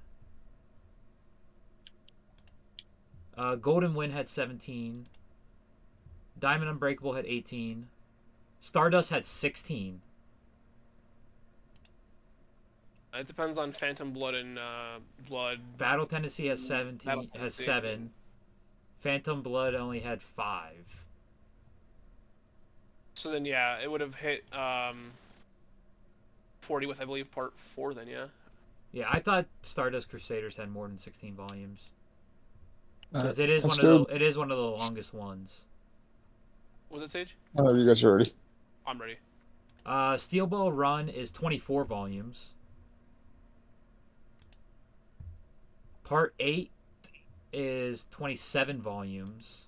Part 8 is the longest running part from JoJo's, though. And then Part 9, they don't have a volume count yet because it just started in 2023. Josh, over. And there is a plan for him to do 10 parts total. I believe that he was finishing with 10, though. Like, 10 was, like, the finale, I'm pretty sure. Yeah, it's going to be the final part. Because Araki's going to forget literally everything by the time Part 10 starts. Depends on how long he makes Part 9. He's going to forget anyway. It doesn't matter how long he makes Part 9. It's Araki. Part 9 is going to end with a universe reset again, and then Part 10 is just going to be like an epilogue series. This is what happens when JoJo's was a prequel to our world. I actually came from JoJo's. I am Rohan Kishibe. Rohan Kishibe has his own manga too. I know. It's what is it? Thus Spoke. Yeah. Yeah. It says Rohan's the goat. I think Eden Zero might hit the 40 volume mark as well. Rohan is a self-insert, by the way, if you weren't 100% on that. Oh, I knew about that. Yeah.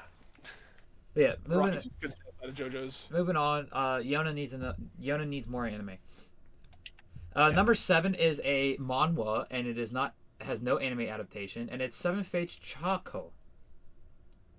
It's what? Seven Fates Choco. Okay. So it's one of the, you know how there's certain manhwas that are based off of the K-pop groups. Yeah. This is one of them, Oh, okay. and this is actually the BTS one. Oh. Now I'm not a fan of BTS at all, but the story's pretty cool,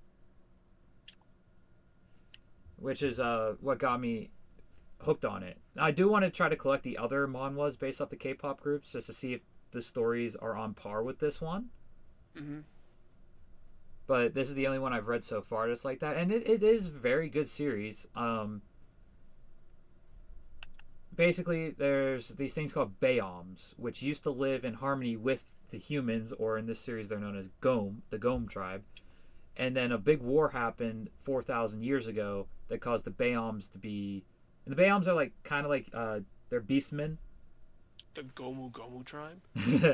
And the Bayom got sealed in the Shadow Dimension, and the lead role of the main cast of 7 was the one that I believe his name is Zenha.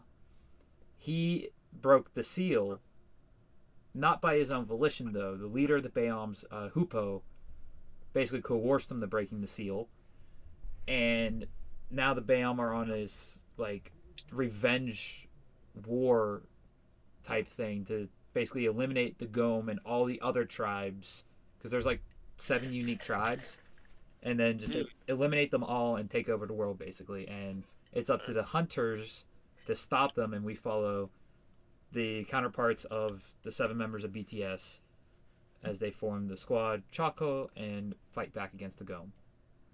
Interesting. And it turns out that there was a half-breed 4,000 years ago called Tabane, and the 7 main characters they're each a part of Tabane. The Tabane soul split into 7 pieces and reincarnated with these 7 characters.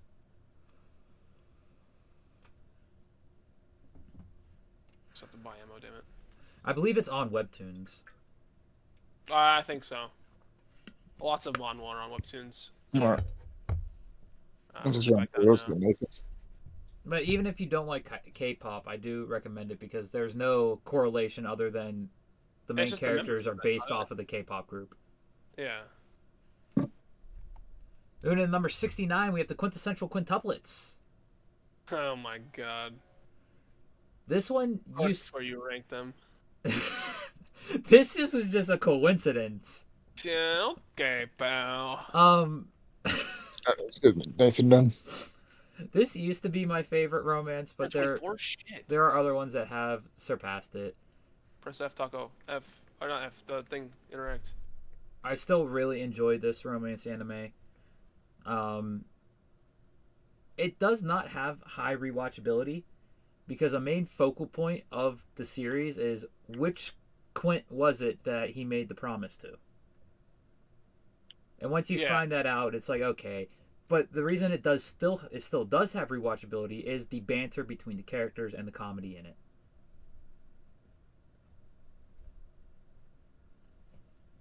And of course, my favorite character is Miku because she's a history buff. My least favorite has switched between 2 characters, but it's between Ichika and Nino. Nino, really? I don't like Nino's personality. It's like she's trying too hard to be a tsundere. Fast. And I think Itsuki, because Itsuki's all, so there's the goofball, the silent history buff, the Garu, and then you have the 2 tsundere characters. And I believe Itsuki does the tsundere bit better. I don't think she's a tsundere. I think she's just generally, at first, not interested in him. Yeah, but she does have tsundere aspects. But I feel like Nino it's just too forced on Nino. And that's what makes me dislike her between the 5 of them. And I think the thing with Nino is that she's just denying her feelings. She's not really a tsundere. Yeah. In my opinion. Ever since Nina was first introduced in like the end of episode 1, I never liked her character. And that's fine, but I wouldn't go saying she's I wouldn't go saying any of them are really like tsundere or bad characters. That's not what you're saying. Ichika used to be my number 2 rank. It used to go Miku, Ichika, Yotsuba, Itsuki, Nina. See me, I despise Ichika. Yeah, when that shit happens at the end of season 1, I hate Ichika. She slightly redeems herself in season 2 by being the main source of income when they move out and all that. But then she falls down again in the movie. Is she? Yeah. Also, I don't think she ever redeemed herself. Not to the main guy. She was the breadwinner. Not to Futuru, no. But to her sisters, she does. But she was never really a problem to her sisters. When she was in that season 2 IMO. But in the movie, she basically tries to, like, which Quint it was. Yes, I haven't watched the movie yet. I really need to do that. But yeah, she basically tries to derail the one that gets chosen. Are you fucking kidding me? No, I'm not. Dude, I hate her. Yeah, she's it's bad. Sorry to badmouth anyone who likes her, but you have shit taste. The main thing now, out of like character design, Miku's still number 1, but Ichika is number 2 in character design. I do love the shortcut of her hair, and the fact that her and Miku and Yotsuba are the 3 with like the most normal hairstyle. What do you mean normal hairstyle? They all have normal ass hairstyles. The only one who doesn't is Nino. Itsuki. Her hair is normal. It's just because of the color. No, the fucking cowlick on the top. That's not an normal. Anime trope. It's not exactly. It's an anime hair. It makes it non-normal. The only thing with Yotsuba's hair is her ribbon. Like, how the hell does she get it to stay up like bunny ears like that? Glue. Now, what I do love the fact that like they cosplay each other all the time, and they can pull it off like. Oh yeah, my bad, wrong thing. I do love that bit where they cosplay each other. But there have been since finishing Quince, there have been other romances that have passed it up, so that's why it's this low on the list. Moving into number 68, we have Mashal, Magic and Muscles. The boat's in the way. Get on the boat and hop off. Now I should have put Quince above Mashal. Do you guys both be there? Mashal had the 69 position. All right. Yeah, how do you feel about Mashal being 68, Tony? Low, but honestly, kind of okay. Mashal's good and funny, but that's really about it. Yeah, I think like I would have to see what more happens in the series. I do plan on reading it and collecting the manga, but I would have to see more of it before I could put it higher.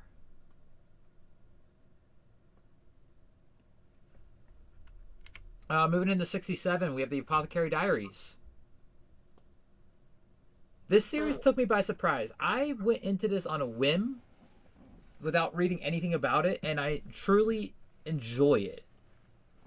I love Mao Mao's character, the way she like tastes poison for fun. Like she thinks it's fun whenever she gets to taste poison. And the dynamic between the characters being set in like an ancient China is awesome. I believe this is another one done by Square Enix. And the fact that I got to meet Mao Mao's voice actor, Emmy Lowe, as well. Oh, really? Yeah, she also plays Lucy in Edgerunners. Cool. Yeah, I didn't get her autograph for Apothecary. I got it for Edgerunners. I got it for Lucy on my Edgerunners vinyl. Wait a minute. Well, I feel like... never mind. That's for later. Later thought. But if you're like a fan of like historical and like herbs and like the science behind herbs and stuff like that, this is a very good anime for anyone who's interested in those types of things. Moving into number 66, we have Soul Eater. You know what? I was about to say Soul Eater is this low, and then I remembered. Oh yeah, Soul Eater did a thing that we hate. Yeah, they did a anime only ending that did not even introduce half of the heavy hitters of the plot. And like the reason it's this low is because if I never read the manga when making this list, if I hadn't read the manga yet, it would probably be a lot higher. Now, once I finish the manga, which I believe I have like 5 more perfect editions to read, there's a chance it can get higher. There is a chance, depending on how the manga is, but the way that the anime went with it is still going to hinder it. Just like Promised Neverland. I love that manga. But Promised Neverland did not make the top 100 because of what the anime did to it. Switched. Favorite character in this one is Tsubaki, without a doubt. I love Tsubaki's character. Okay, I got it. Oh, okay. How'd you do that? I don't know. I just spammed X. All right. Number 65 is Baki. Does that include all of Baki? All of Baki. Baki the Grappler, Baki, and Baki Hama. It does not include the crossover with Kengan Ashura, which, come to find out, the mangaka for Kengan Ashura and Baki are friends in real life. That's why it happened, I'm pretty sure. Not only that, it's in the same universe. Oh, really? Yes. Interesting. Like, Kengan, like, I believe if I read correctly, because I haven't watched the crossover yet, because I haven't watched Kengan Ashura, Kengan wanted to fight Pickle as well, but couldn't, and that's what led to him fighting Baki. Ah, interesting. Yeah, I wouldn't want to fight Pickle. Josh, try to send a zombie. I wouldn't want to fight Yujiro either, but Baki did both. That's Baki's Yujiro's son. He's dumb, alright? But yeah, they take place at the same time in the same Japan. I feel like I can't put this any higher because there isn't much of a story behind it. No, there's not to Baki. Now, I know there's more after Baki versus Yujiro that's not animated yet, so we'll see if there's any story that picks up there. The romance that there is in it is kind of lackluster. And I don't know why she stays with Baki. But 65 is what I gave Baki. And 64, we have My Hero Academia. So, how do you feel about My Hero's placement? Pretty low IMO. Yeah, it's low. But it's also like... when I look at it, I see, okay, this is like Japan's version of DC or Marvel. And it's like, it's not a bad story. The ending, out of like the series that have ended recently, it does have one of the better endings. I will admit that. That's why it's above all but one of those. But And are you talking about the ending that was given to us after the actual ending? you mean the one that's only going to be in the Takabon? Yes. This is that made it even better. But the original ending in 430 wasn't bad either. See, I don't think it was amazing. It was better than JJK, Yes. Attack on Titan, Ooh, the manga ending. Okay. As long as you Since clarify that you mean the ending manga. of My Hero is only in the manga, I'm going to be talking about manga endings, of course. All right. But like, it does have better ones than that. But it was still kind of like, there's still more stuff you could have gone over. Like, not including Deku and Uraraka's relationship, but like other stuff that could have been covered as well. Now, I did like 431 because I did look at all the panels of it. And I know the fandom hates 431. Well, they hate it because the fandom is garbage, not because the ending is bad. Don't forget that. But I do love the final arc. But I feel like the final battle is really good. Yeah, that final war, the war that's in season 5 as well, I did love those arcs. But I feel like the other seasons bring it down a little bit. Like the overhaul arc in season 4 is awesome. I'm gonna go get the nukes. The All Might versus All for One in season 3 is awesome. Yeah. But then you have like all of season 1. It's like season 1 and season 2 I see as like a mid. Like Okay. it's not lackluster, but it's not outstandingly amazing. So I feel like being close to middle of the pack of the top 100 is like fair for My Okay. Hero, in my opinion. And that's like I don't think it has a bad season. Do we have Personally, monkeys? Do we have monkeys? I do not like season 1 at all. I cannot go back and rewatch season 1 for the life of me. season 1's also an intro. I so... know, but I can't do it. For being a newer series, a lot of these ones, the way they start off strong, and like season 1's always rewatchable for them. This one is like it's not really that rewatchable. Like Kaiju number 8's first season, you can go back and rewatch that, and still have a good time Part watching. one. And even though Attack on Titan's way down the list, season 1 is still a rewatchable season. Season 1's incredible. But compare season 1 of Attack on Titan to season 1 of My Hero. That's you can't. Exactly. You I mean, can't. still, compare season 1 of My Hero to season 1 of Kaiju. I'm gonna watch Kaiju's also way newer. I'm gonna watch Kaiju over My Hero. All right, Yeah, we'll but go Kaiju's with also something that's way around the newer. same time. You have Chainsaw Man, Fire Force. What else is To there? me, Fire Force isn't good off the rip. It's not like super good off the rip. I'm out of ammo. Oh, Fire Force is really good off the rip, and it just I'm gets better. looking for. Where's the last one at? Down here by Main Taco. But to me, a lot of My Hero just like it just feels like I'm watching a Japanese version of Marvel up until like Overhaul and the 2 war arcs. It just feels like I'm watching Marvel, but Japanese. But I got this one. So, moving into Go on, 63, we have Hell's Paradise. Yeah, I got this one already. It's the other one down here. So, Hell's Paradise has a huge Another one potential down to go up. And I believe this is because out of the Dark Trio of JJK, Chainsaw Man, and Hell's Paradise, for the manga, this one was regarded as the best manga Oh, I didn't see that one by over. people. Right, I Taco? got you. Yeah, that was the big thing with it. They said the manga is better than all of them.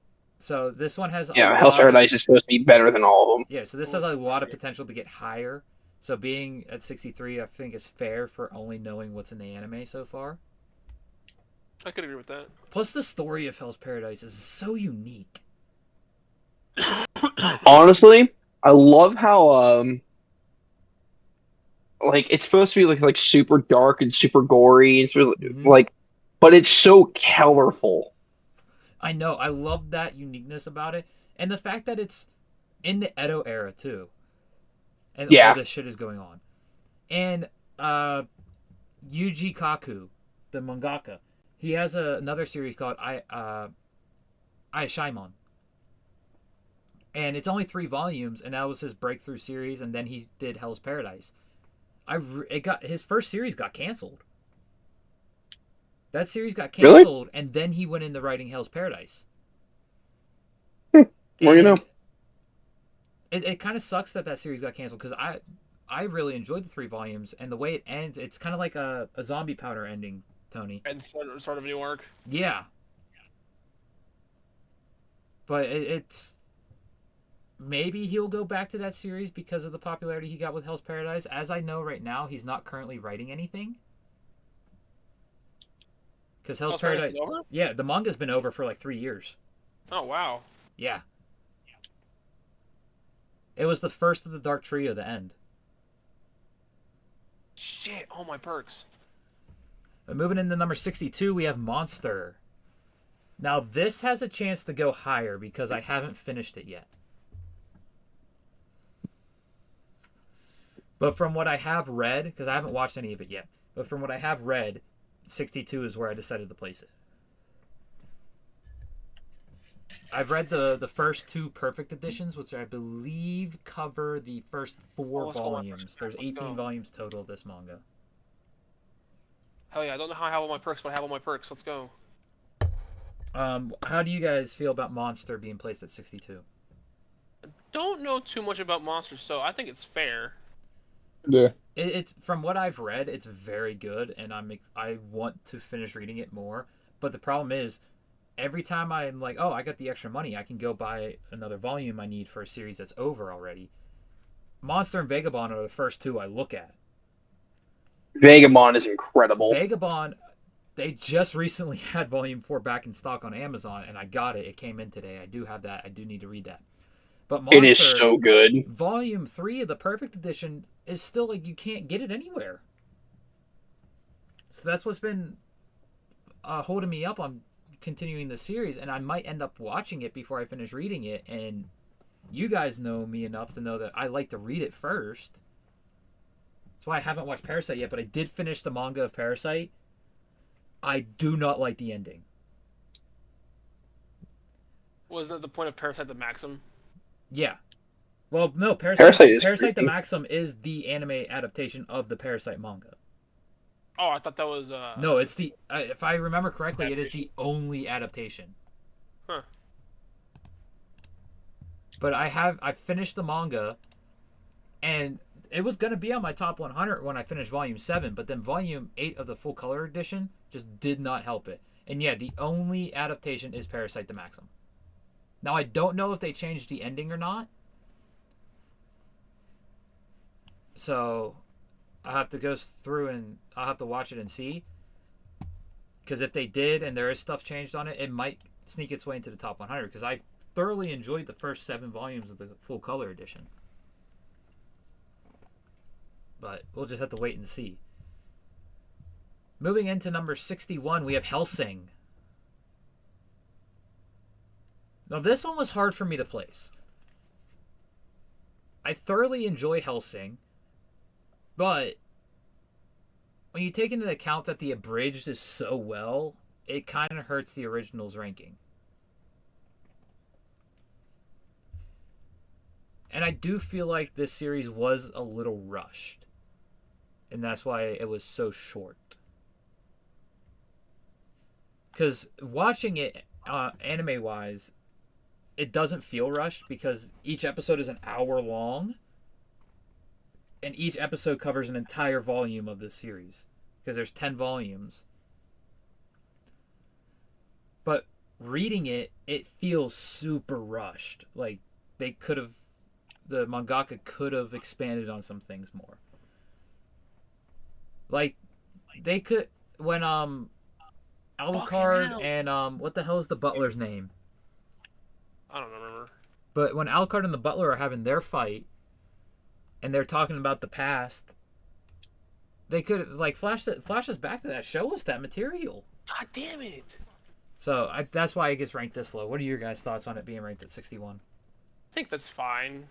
Personally, I never watched it. Yeah, I have never watched it either, so Well, it's worth it. Don't watch normal Hellsing. Watch Hellsing Ultimate.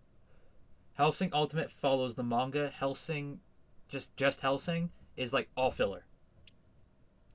The only thing that follows the manga is the first episode where he gets Sarah's Victoria. It's the only thing that follows the manga. interesting. At number 60, we have Violet Evergarden. One of the most beautifully animated series on this list. The only series that outshines it in animation-wise is Fate. You've seen. So I'm generally curious now. But finish your thing. I'll ask you after this. I was asking Tony. You've seen Violet, right? I have not watched all of it, no, but I've seen some of it. But you've seen how beautiful the animation is. It is pretty nice. What's your question, Taco? What is the best thing you've ever watched with the best animation? Fate. By far, Fate. By far, Fate. Okay. I would have to say, as of right now, best animation-wise, it goes Fate, Violet Evergarden, Demon Slayer, then Thousand Year Blood War. Is that just for anime series, or is that including everything? That's just anime. Okay. But I don't watch enough like American cartoons to put that in there. No. I meant like anime movies and so on and so forth. Oh, if you want to talk about movies, Fate has no shot. I was going to say, Suzume's animation, top tier. Suzume is the number one. It is incredible. I would go Suzume, Your Name, Weathering with You. Nah, Dragon Ball Superhero has the best animation. Don't at me. Then after that, after Weathering with Super You, Broly's I would going put crazy. The Boy and the Heron from Studio Ghibli. A Silent Voice. I Want to Eat Your Pancreas. 5 centimeters per second. Summer Ghost. And Right, then what? the rest I of Studio wouldn't. Ghibli's library. Why would you want to eat my pancreas? You have your own. It's the name of the Eat your own series. pancreas. But either way, when you add movies into the ranking, I would say it goes Suzume, then Your Name, then Fate, then I would put Weathering with You, then Demon Slayer, then Violet Evergarden.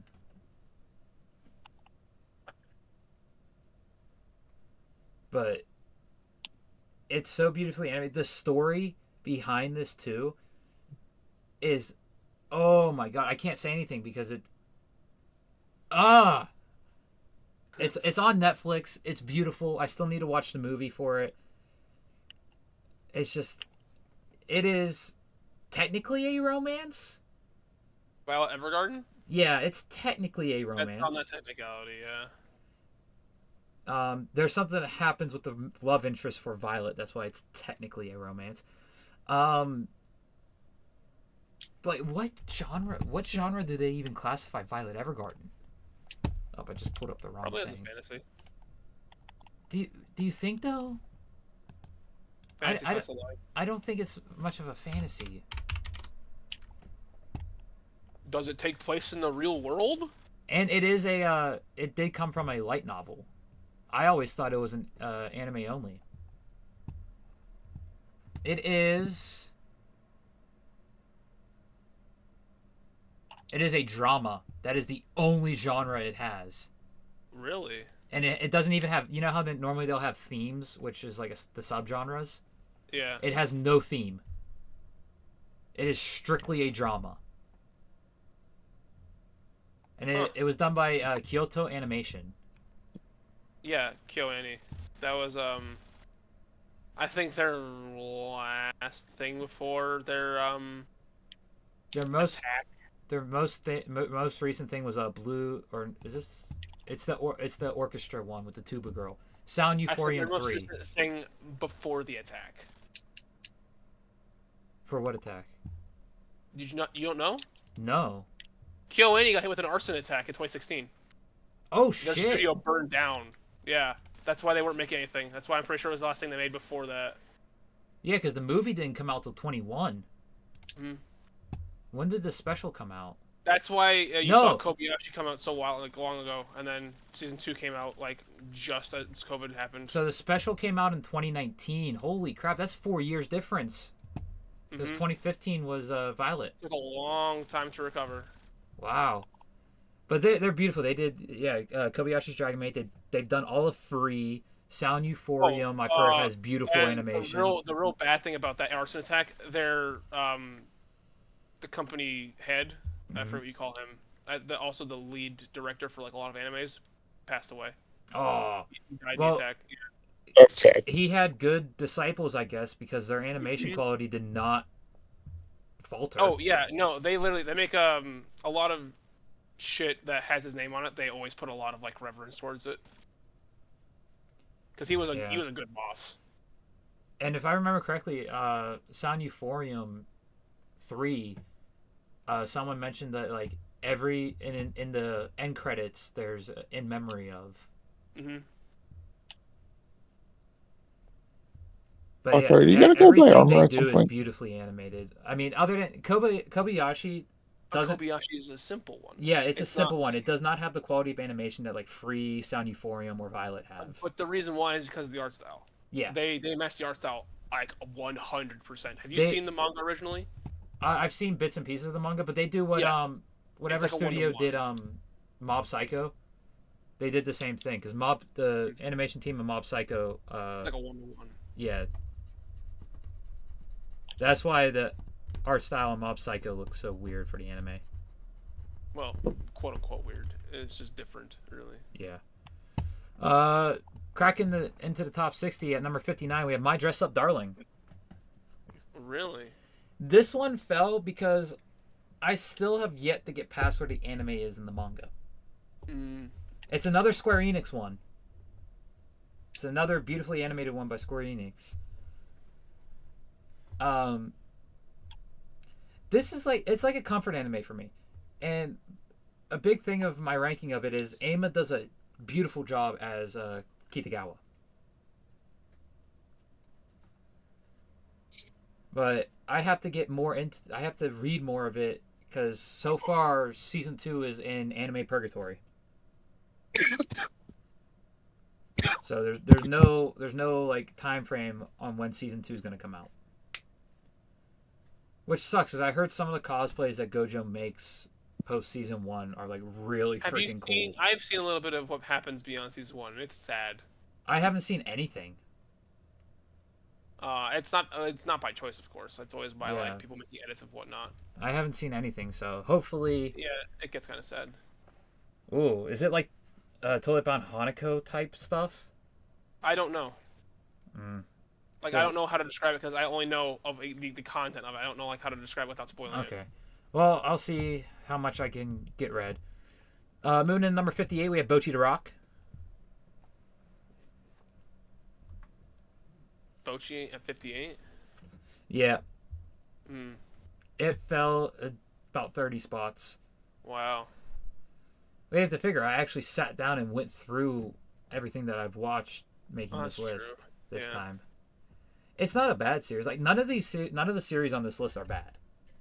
Yeah, they're not bad. Now, everything below, I would say everything below 60 has its downsides. Everything like 59 and up, not many downsides other than like it's in production hell, or there's like small bits I would change.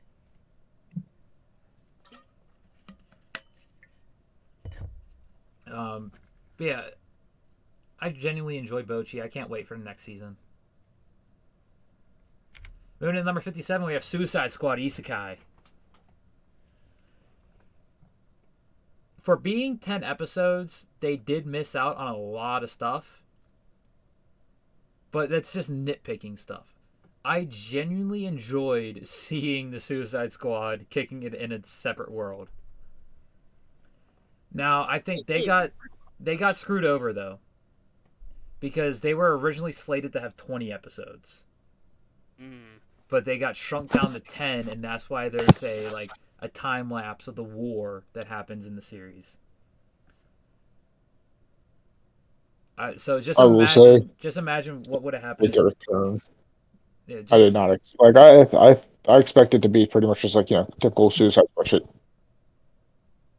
Oh, it genuinely shocked me not being like a typical isekai. But the thing that hurt it wasn't even the production team's fault. It was them getting promised 20 episodes and then told halfway through production, no, you're only getting 10.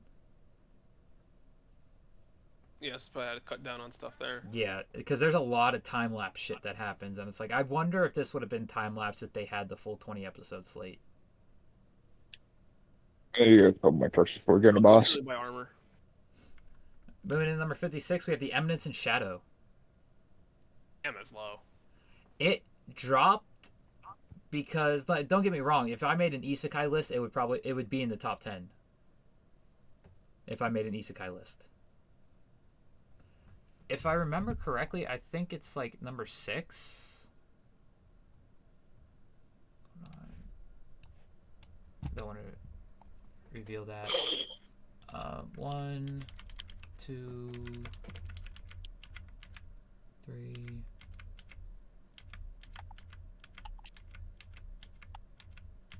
4, 5, 6, 7, 8, 9.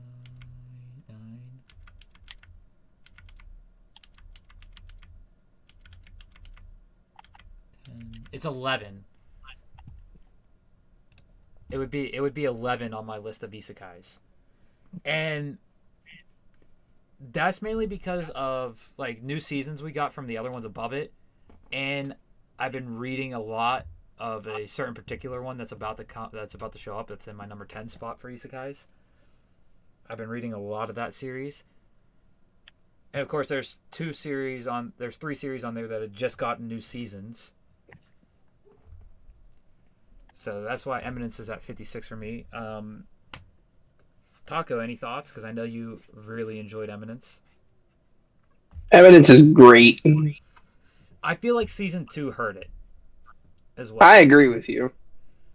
Like, you take out what you just season 1, it would be higher. But season 2, having the split arc like that, and the vampire arc only being like 4 episodes, it felt rushed. Moving down here. Moving into number 55, we have Undead Unluck. This was hard for me to rank higher. I thoroughly enjoyed this. I love Fumi and Andy's banter with each other, the way their two characters bounce off of each other.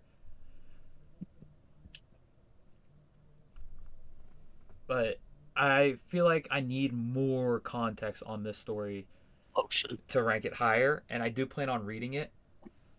Just haven't had the time to because of everything else I'm reading. If you're in Discord, you know, because that list is long in my binge. Taco, you're up. Taco, you're up. Oh shit! Have any of you guys watched Undead I can't Unluck move. yet? I can't move. I can't move. On Self-Revive, I got No. you. I just thought on your death. Yeah, I thoroughly recommend. And anything on this list, I highly recommend. Like everything on this list, I highly recommend. Moving into number 54, and the one that has the number 10 spot for isekais, Overlord. There we go. There we go. Too low in my opinion, but there we go. It's because of all the other genres that are there, but it sits at number 10 for isekais. It used to be number 12 on my isekai list, I think. But I've been listening to the light novels in audiobook format. I'm on volume 12 now, which I believe is still season 4 material. But it gave me a new perspective because there's a lot more information in the light novels than there is in the anime. Yes, that's one thing I've heard a lot about the anime is that it cuts out so much. Like the whole scene of him changing Albedo's programming is like an entire chapter in the first volume. So I just got past the Dwarf and Dragon arc. I'm on the one where the you know how Ainz almost loses to that, like Momon loses to that one other event Adamantite adventure that comes in the silver armor, I believe, in season 4. Oh yes, now I do. Never mind. Yeah, I'm coming up on that because that's like the end of season 4. Okay. Yeah, that adventure group from that other religious kingdom just made it to Irantel. Just say one more click, then I'm good. What's that say? It's down. But it definitely has a chance to go higher. The only problem is the next one is currently in a new season. The next 3 out of the next 4 isekais that are going to show up are currently in new seasons right now. Oh, you gotta be fucking kidding me. And these seasons are so good right now. No. I will say. You can join back still. Read in or final comment it. One of the isekais that's going to be coming up shortly, I recently mentioned in the set it general up. chat. I recently mentioned one of the isekais in the general chat. The new season still isn't as good as the last season, because the last season literally changed my favorite character and everything.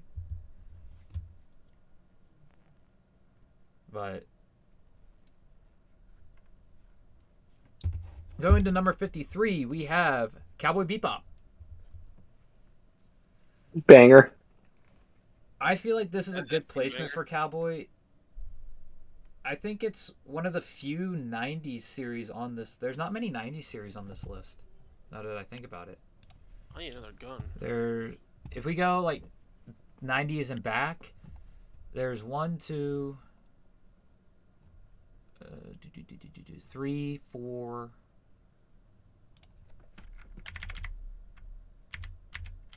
5, 6, 7, 8, Oh, fucking damn it. Oh no. 9 technically for that one, 10, 11, Oh, you had one too. 12, 13, There's a mailer. 14, 15. Fucking get in the armory. What the hell, dude? There's only 15 series that predate 2000 on this list. Damn. Oh my god. I feel like Cowboy Bebop needed to be on this list. It needed. I'm out of ammo too. This is not looking good. No, it's But not. I can't sit there and put Cowboy Bebop in my top 50 because I feel like there's a lot more they could have explored in the story. I mean, it's fair. And me being someone who likes lore, when stuff gets over-explained, I don't like it. And when stuff gets under-explained, I don't like it. There's Fair. fucking 3 of. And Oh, I just went the a fuck perfect out the wrong example way. of that is like AOT I went the wrong way. over-explained stuff. I'm dead. Honestly, this might just They be... needed to, though. This To is an not good. This is not extent, looking I good. feel like they could have gotten away with not explaining some stuff as much as they did. Is the elevator here? Elevator's right here. Fuck. Moving into number 52, we have Akudama Drive. Now, this had the same director and animation Oh, team that Thousand Year Blood War has. I'm quite upset.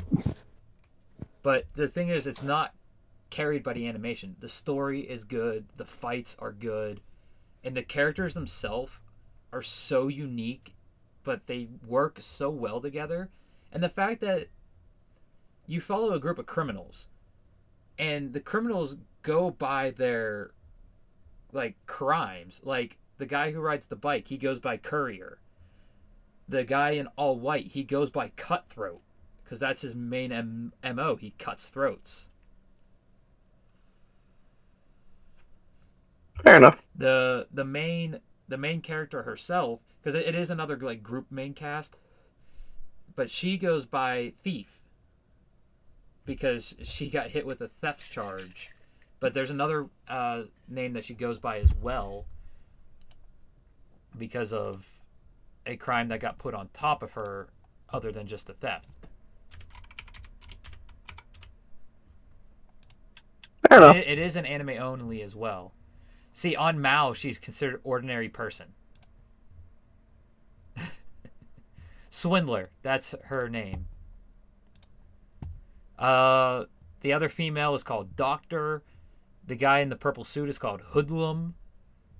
The guy with the dreads is called Brawler. The one that's crouching is called Hacker. But it's a very good series, and it's a series that's meant to put yourself into the series, you and your friends. Like That's unique. That's how it's meant to be, and it did it flawlessly. Like I love the way the characters work off each other. Number 51 is Comey Can't Communicate.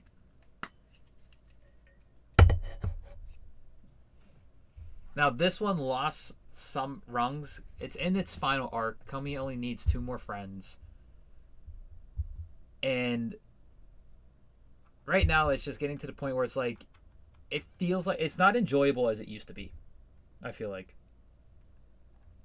They're about to go into college in the last manga chapter. Like, Tanano he took his entrance exam in the last chapter. It just feels like it lost its enjoyability over time. Which a series shouldn't do that once one of the main character's goals is just within reach. It shouldn't be losing that enjoyability. Like you look at One Piece, right around the corner, Luffy's going to get the One Piece. But the series hasn't lost its enjoyability. But this one, it felt like the story just dropped off, and there's a chance that this can drop even further on my rankings. For being almost 500 chapters, it's kind of starting to become mid, hence why it's right around my midpoint on the top 100.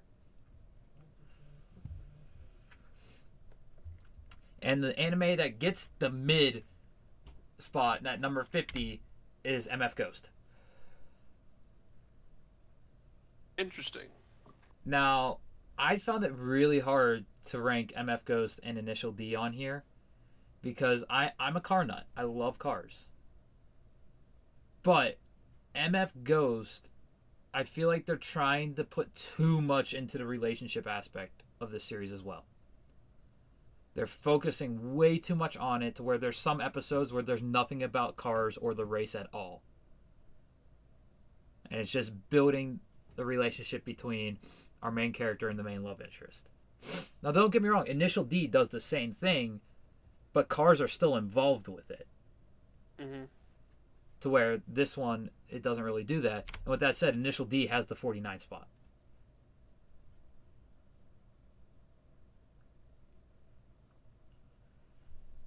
Now, if it was more... Now, Initial D does gear away from that relationship stuff with the 4th stage. And this has a chance to move up higher because stages 5 through 8 never got released in America. The whole second half of the series never got released in America. And now with the manga being re-released in the omnibus editions, there's a chance of this moving up higher because I'll eventually get to that material that was never brought to America.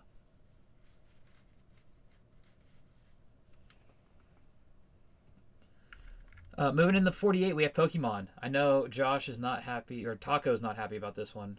My other buddy Josh isn't happy either. Well, yeah, because freaking Pokemon's much better than that. I mean, I think it's a fair placement, seeing that I've only ever watched through Indigo League. And a little bit into the second generation of the series. Which I don't know what they call it after that. What? Pokemon? Yeah. Like it's just Pokemon and then whatever region they're in. Yeah, so like the second generation region, I haven't really watched. I watched a little bit into that. So I'm going basically off of the manga, which is completely different from the anime. Do not let your kids read the manga. It is super dark. And going off... Then after Indigo League was Adventures in the Orange Islands. Yeah, I watched a little bit into that, but this is also like 20 years ago I watched this stuff. So like I'm trying to get back into Pokemon. I started collecting cards again. Started playing some of the games again. And that was after I started getting the manga for it. But the one thing I haven't gone and done yet is go back and just watch it through.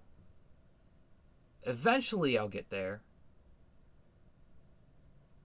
But as of right now, being at 48 with how much I've consumed of the series itself, being that there's like over 1,000 episodes of Pokemon, and I've only consumed like 180 episodes, and 4 of the movies, when there's like 30 movies, I feel like I can't put it higher.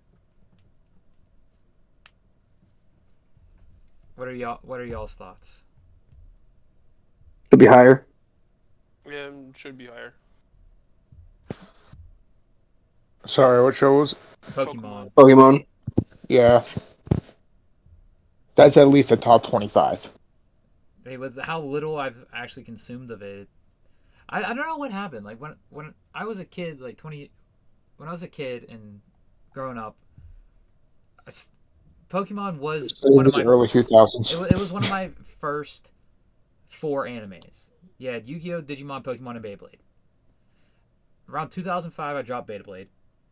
And around like 2006, 2007, I dropped Pokemon. But I didn't watch Pokemon from the start.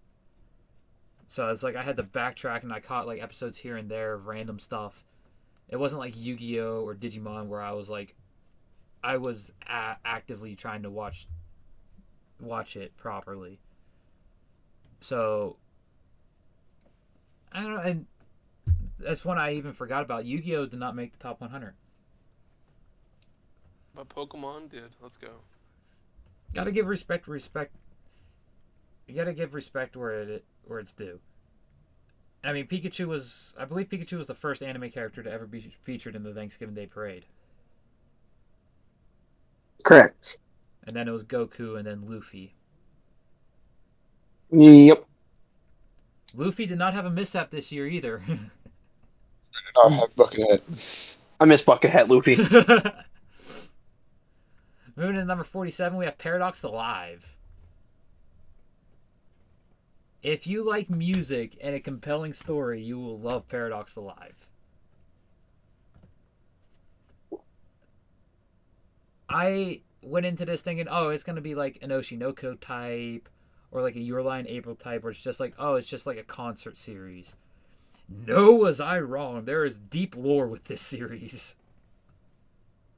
And it made it very enjoyable. A lot of rewatchability goes towards this series as well because of the they do a lot of concerts in the series. So it's very rewatchable. And I have the music from this series in my playlist, and I listen to the songs a lot. Any thoughts? No, I don't really know the series, so I can't really make any judgments on it. Like on where it's placed and whatnot. Yeah. Moving into number 46, we have Tokyo Ghoul. If it wasn't for the article I read, this would not have been in the top 100. Even with me reading the manga. If I was still under the notion that that Periot changed the second season to just make it the way it was, it would not have made the top 100. But after reading the article that Sui Yoshida wanted it to be different with keeping the Hide plot line how it was supposed to be, it made me look at it with a different light. And that's why it makes it at 46 on the list.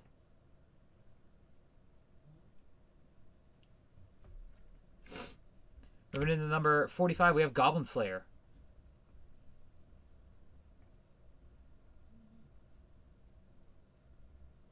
I genuinely enjoy this series. I love the ambiguity. Why am I fucking up this word? Ambiguity. Yes, thank you. The way the main character, whose name in the series is just mentioned as Goblin Slayer, we never see his face. And the reason behind that is the author wants you to put yourself in his shoes, and it's basically it's just a D&D campaign. What awful shoes to fill. Yeah. I might be right back. I'm going into the bathroom. All right, but it's set up kind of like Overlord as well, where it's a D&D campaign, and you're putting yourself in the shoes of the main character, unlike Overlord. So I do like that a lot because it makes you look at the story in a different point of view than just looking into the story. You're actually putting yourself, instead of just overviewing the story, you're putting yourself into the story as the main character. And even beyond that, the other characters are meant to be your friends as well. Like it's like Akudama Drive, because the main female character, I believe, her name is literally just Ona Shinkan, which translates to priestess, which is her class. Then their archer in their party, her name is literally just Elf. The druid, not druid, I can't remember what he is, but the lizard man is literally called Lizard Man. The shaman in their party is literally called Dwarf Shaman. So it's meant to put yourself and your friends into the story like you guys are playing a D&D campaign. And it's extremely dark. Like, it takes massive inspiration from Berserk. That's cool. Moving into number 44, we have Full Metal Alchemist Brotherhood. What number did you say this was? 48? What? What number did you say this was again? Sorry. 44. 44. First, I thought you said 48. I was going to say... No, it dropped a I solid... still think It dropped a solid 20 spots. I feel like it should be still higher. Well, all the ones that are above it that weren't above it before are all new additions to the list. That's fair. It's still one of the most perfect stories ever written. It's up there with AOT. Arakawa, Like, how perfect it is. I will stand on this till the day I die. Full Metal is written better than AOT. I'm not doxing AOT's writing. I'm just saying Full Metal is written better. So I'm strictly anime for both, and I like the I like the. I've heard the mixed feelings on the ending of AOT for the manga, but based off of anime, both stories are very good. There's not many I would put above AOT in terms of well written, and in no particular order. The ones I would put above it are One Piece, Berserk, Vagabond, Full Metal, and that's probably all I would put above AOT in terms of how it's written, like how good it's written. Like if I was ranking series based off how well they're written, AOT would be in the top 5. But this is your more biasy bullshit. No, I mean you can't deny. Well, I mean you haven't consumed Berserk, so you wouldn't know about that one. Yeah. Taco can probably agree with me about Vagabond. And what am I agreeing with? Vagabond is better written than AOT. It's up there. Yeah, and you cannot doubt One Piece's writing. Yeah, I can. Foxy, Fishman, done. Anyway. Either way, One Piece is still one of the best written series there are. I mean, I will say One Piece is a very detailed and expensive work, yes. Yeah. I mean, there's a reason One Piece is in the top 5 highest ranked mangas on Mao. Like, if we go... I will say, does its story overall touch, like, the sorts of, like, AOT and Full Metal? No. Another one I would put above AOT is Vinland Saga. Absolutely not. But that would still only put AOT at number 6 for my list of best written. And you figure Full Metal's manga is number 9 with a 9.04. Number 7 is Vinland with a 9.08. One Piece is number 4 with a 9.22, and Berserk is number 1 with a 9.47, with Vagabond being number 3 with a 9.26.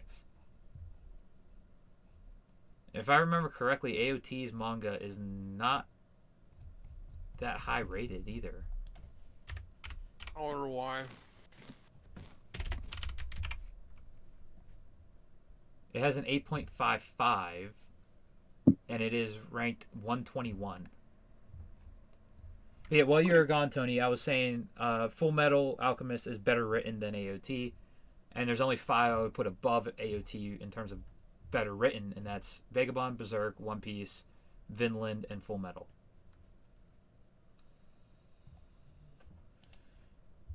I disagree. One Piece is better written.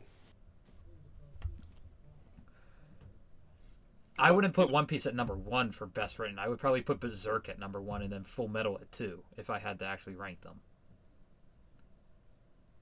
for best written. And I disagree with that still. What would you yes, put? I don't know Full Metal, but like. What would you put as the best written? No, that Berserk is correct. Yes, Full Metal being second. No. What would you put in second over Full Metal? Vagabond, easily. See, I haven't read enough of Vagabond. Tony gets it, but I have AOT above it. I would put Vagabond at 4, with Vinland being 3, and then One Piece at 5. What? Okay. I've only read the first 3 omnibuses. I have not read Vagabond, but I've heard nothing but good things about it. Oh, I've heard nothing but good things as well, but I'd rather take what I consume than what other people say. See, because I don't have an ability to read it, I'm going to have to look at what others say about it. I have heard negative things towards Vinland, but nothing negative towards Vagabond. See, a lot of the negativity that has come about Vinland Saga has been because it went from super high-paced action to the slave arc. And a lot of the negativity that comes from Vinland are anime onlys. No, I've heard it from manga side as well. I mean, it's still number 7 in manga rankings. Yeah, I'm not saying it's bad. I'm just saying I've heard negative things about it. Moving into Unlike number Vagabond. 43 is Insomniacs After School.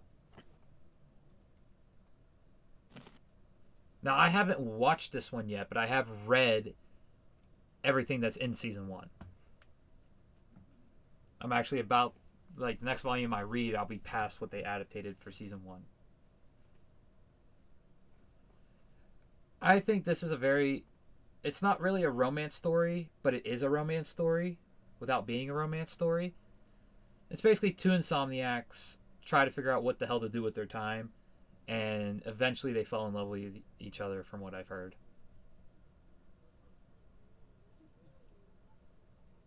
Being an insomniac myself, I resonate with the series, so.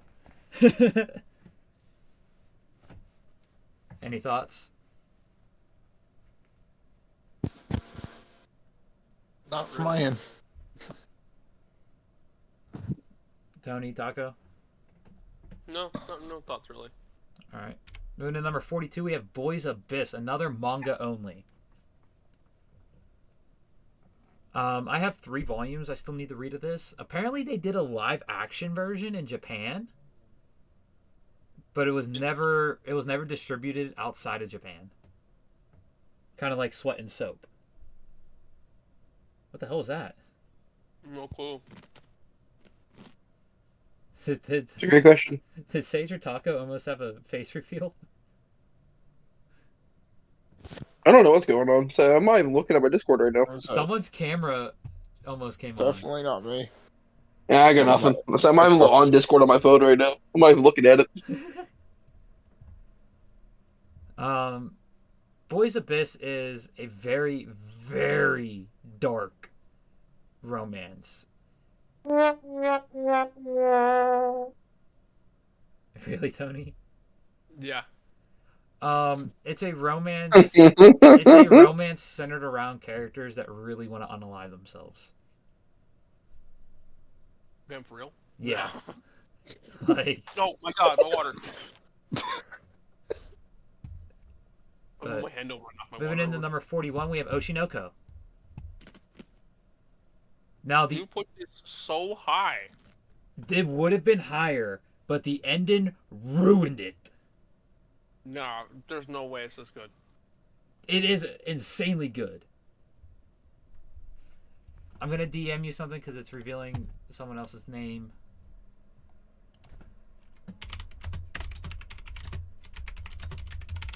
It's about the ending you already told me. No. Oh. Oh, really? Yeah. Huh. He is in love with it. Interesting. And don't get me wrong, it's a very good. But I'm like not saying it's not good. I'm just saying there's the final 4 chapters just ruined it. not IMO. No ways it's top 40. Oh, it's not top 40. It's top 50. Shut up. 41. It comes to top 40. But yeah, I really enjoyed it. I loved the double plot that they held for the majority of the series.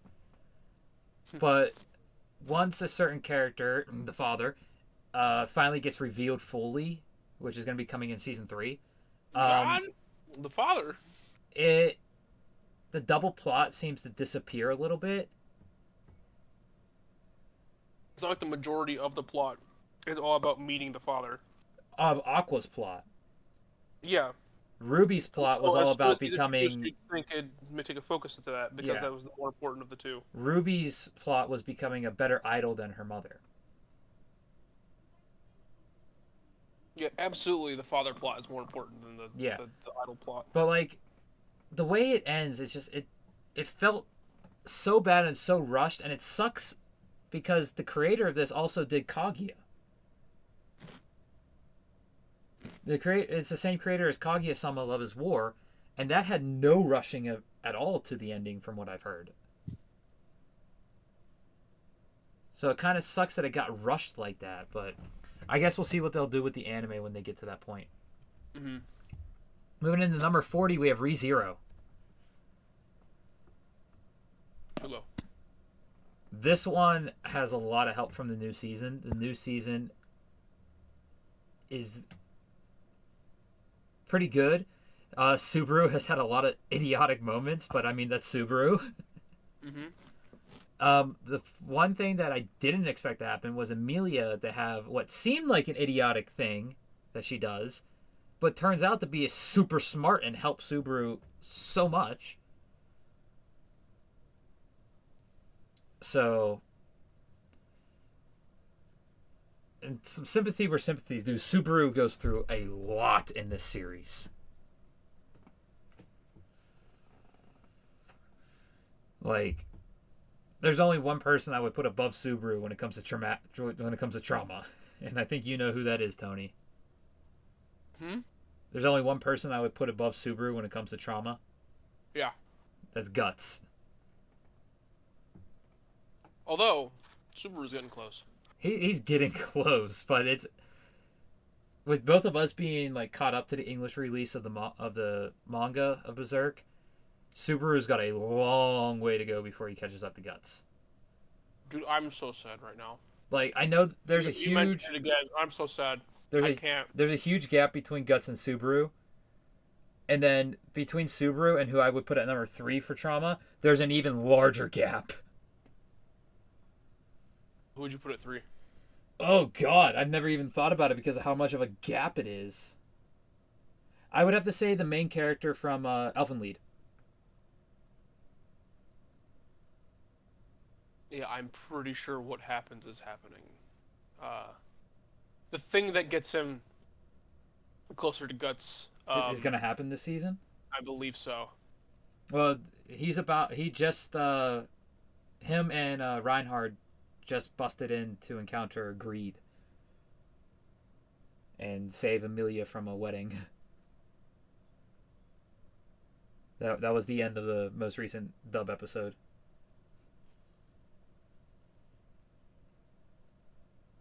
So I don't know if you know how far away it is from that. I'm doing some research right now. I think number 5. There's another gap between the main character of Elfen Lied and number 4. Oh no, it's not this season. Is it gonna be probably season 4? Yes. Oh. And it's gonna be bad because it's gonna be the first half. I might have to start picking up the light novels audiobook version of ReZero then. I would put I would put Ichigo at number 4, mainly due to the Fullbring arc. Okay. Then after that, I don't even know. Probably Yuji. Yuji is very close to passing Ichigo, but he didn't get to that point. Because you have to remember all the events of Yuji Itadori. Yeah, I wonder why. Everything, all the events of the manga happen within a span of what, 3-4 months? Mm-hmm. Yeah, because the Shinjuku event takes place on New Year's Eve. Yeah, so that's literally 4 months all that happened. So Yuji, if anything, I might put Yuji past Ichigo and put Ichigo right below Yuji. We're gonna have to do like a trauma one at some point, like a trauma bracket. Like who experienced the most trauma, and see how that goes. I swear, if Guts doesn't win that, I'm gonna be so mad. Oh, interesting. That's about what we watched at that point, and what we know about characters. So yeah, maybe a bit more, But ReZero has a chance to move up higher on the list as well. It's one of the better isekais out there. Coming in at number 39, we have another traumatic series, Made in Abyss. That's pretty, yeah. I need more Made in Abyss content. We don't need to see that. I genuinely love this series. I want to see, I can't remember her name for the life of me. The main character with Reg. Did they get hurt? Rico. I need to see Rico make it to the bottom and find her mother. What we don't need is more characters like Bone Druid. What do you mean? That shit hurt. You've watched the whole Bones Root arc, didn't you? I haven't watched it at all. I don't want to. Oh, dude, it's. I don't want to. So what sucks is there's 3 movies that, in the first 2, basically cover all 13 episodes of season 1, and then they didn't do any episodes for what comes next. So movie 3, you watch season 1, then movie 3, then season 2. Interesting. But all the Bone Root stuff happens in movie 3. Like, they gave Bone Root his own movie. That's valid. It's him. Nanachi is my favorite character by far. But it's all on High Dive. I have the first 5 volumes in the manga, so before season 3 comes out, I might catch up on the manga releases. But I want more Made in the Abyss. I want to see what happens next. I want to know the mystery of what's at the bottom. I want to know the secret of the abyss. Coming in at number 38, we have Shangri-La Frontier. Another very, very good series. The way I described it to some people is it's SAO, but better.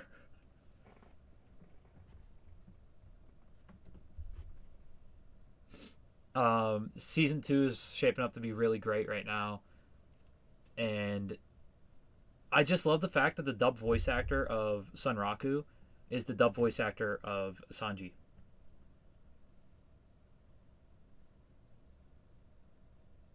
Any thoughts on Shangri-La getting 38? Seems that it's one of the newest series on this list. No. I'm going to mention it is quarter to 11. This is going on for a pretty long time. Oh, there's 100 anime we're going over. We might have to put it on pause and continue it again sometime soon. Last time we did that, we never completed it. Well, guess what? We probably won't. Number 37 is Trigun. Well, we could try to speed rush the rest of these. So, number 37, Trigun. Thoughts? Should be higher. Probably pretty good, yeah. Number 36 is Black Lagoon. Alright. Any thoughts from Sage or Taco? No. Right. Not better than Trigun, but fair. 35 is Are You Freda? From Commonplace to World's Strongest. I feel that should be a little higher, but it was hard to put it. Not higher. for me. It was hard to put this any higher. Like, seeing what he dropped it again? He dropped it on like episode 6. Yeah. He didn't meet Tio yet. He didn't meet the dragon that Hajime tames. I need to look to see where episode 6 is again. Oh. I completely understand why he dropped it where he did. Where's episode 6 at? Episode 6 is the worthless rabbit. It's when he meets Shia. Oh, Shia. Oh, Shia's one of my favorite of his harem because it's voiced by Ama. No, I completely understand why he dropped it there. He's annoying as shit until later. Literally, if you watch 3 more episodes, you meet Tio. Yeah, I would recommend continuing with Taco if you. I thought he's gonna finish Blue Exorcist first. That's fine. Yeah. Which is completely fair. We'll get there. Like I said, Blue Exorcist is still Why good. is it saying I haven't watched episode 13? Personally, I'm not the biggest fan of Blue Exorcist, but I will be giving it an honest rewatch to see if I like it now. It's season 2 hurts it. I couldn't get through. I think I got through like 6 episodes and then I dropped it. Dude, plus, when did season 3 start? This season. Oh shit! No, it didn't. Yes, it did. October 28th it started. Oh great! Well, And it's shaped right now. I just finished episode 7 yesterday. Because I enjoyed a dubcast more. Ama bias, but as it's shaping up right now, it's shaping up to be better than season 2. Okay. And you know how good season 2 was. So I do. I had to log back into my high dive so I can go to Don Machi. Oh yeah, Don Machi season 4 was probably the best season of Don Machi so far, but season 5 is going bonkers, and I'm only 5 episodes in. Because that's another one where I prefer the dub cast. Well, you know what? Wow, I can't believe annual high dive is cheaper than monthly. Yeah, they give you a discount. With 0 changes, pretty much, besides just the discount. Yeah, they give you a price discount for buying it. Save over 50% from the equivalent cost of 12 monthly charges. Mm-hmm. Number 34 is No Game, No Life, which needs another season so badly. I love this series. Hence why it's like number 5. Dreams? 1, 2, 3, 4, 5. It's number 6. I didn't know that's where this streamed. What? I've seen so many clips of how what was it? Yeah, how I attended a guy's mixer. What the fuck? It's about three women who cross-dress to attend the mixer. But it's like a rom-com, I think. What is that on? The high dive. I'm gonna have to add that to my list. 3 guys meet 3 cute boys who are attending. Is it or just who are on? all after women in drag. Is it on the homepage? Yeah, it's Oh, there it is. How I Attended an All Guys Mixer. Yeah. When did this start airing? What this season, I believe. Was this season? Either this or last. There are 12. It's yeah, this season because the season. new release. Okay, because I have my watch list set up like seasonally, and then like ones that are older are in the need to watch, and then when I complete them, I put them in the complete list. So this would have been in the summer of 24. I wanted to do that on Crunchyroll, but it's a lot more difficult of a system on Crunchyroll for the multiple watch list. Mm-hmm. All right, yeah, 34 No Game No Life. It comes in at 6 on the Isekai rank. How do you feel about that? One again, I completely blocked that out of my brain. No Game No Life is at 34, and it's 6th out of all the Isekais. I need more of this series. Higher. I know, but It's lower, but it's because it's not complete. with them saying we are going to get a season 2, and then they gave us a prequel movie instead. Don't get me wrong, the movie's good, but I really wanted to see what happened next, especially because season 1 ended on a cliffhanger. 33, we have Evangelion.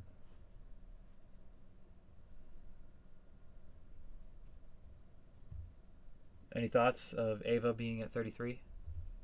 I think it should be lower, but whatever. I dropped it lower than what it originally was because of the continuity difference between the manga and the anime. The manga is leagues above what the anime does. But, I mean, the anime finished before the manga finished. The manga didn't finish till 2014. Which is weird since the manga started in 93. Number 32, we have Don Machi. Good.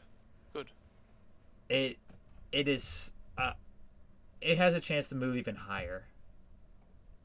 And even on the Isekai list as well. Season 4 made Ryu become my favorite character in the entire season with her backstory. And season 5, like I said, is going nutty right now. And number 31, we have Shield Hero. Would be higher if it wasn't for season 2. Fair. I just finished season 2 stuff in the light novels. I think I still have volume 11 to listen to. At number 30, we have Tensura. Like 4 isekais back to back to back almost. I think you should flip Slime and Shield Hero, but that's just me. It, like I said, it's the season 2 that drags down Shield Hero. I know, but depending what happens next in the series will determine whether or not. But then you also have the stuff that just got built up and like just happened in season 3 of Slime.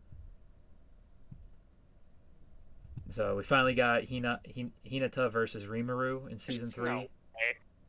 How the hell would that happen? They're saying it could have been a late 2024 production for season 4 of Shield Hero. Oh, let's go. That's not happening. It's already the end of 2024. So it's late production means that's when it's going to start production, which means it'll probably come out either summer or fall next year. It was I meant to say they meant like speculating to release it. Oh now. no! Delays From could have caused it to what I delay. saw, it was going to be summer or fall of 25. Really? Yeah. Number 29, we have Heavenly Delusion. I can't wait for more of this series, honestly.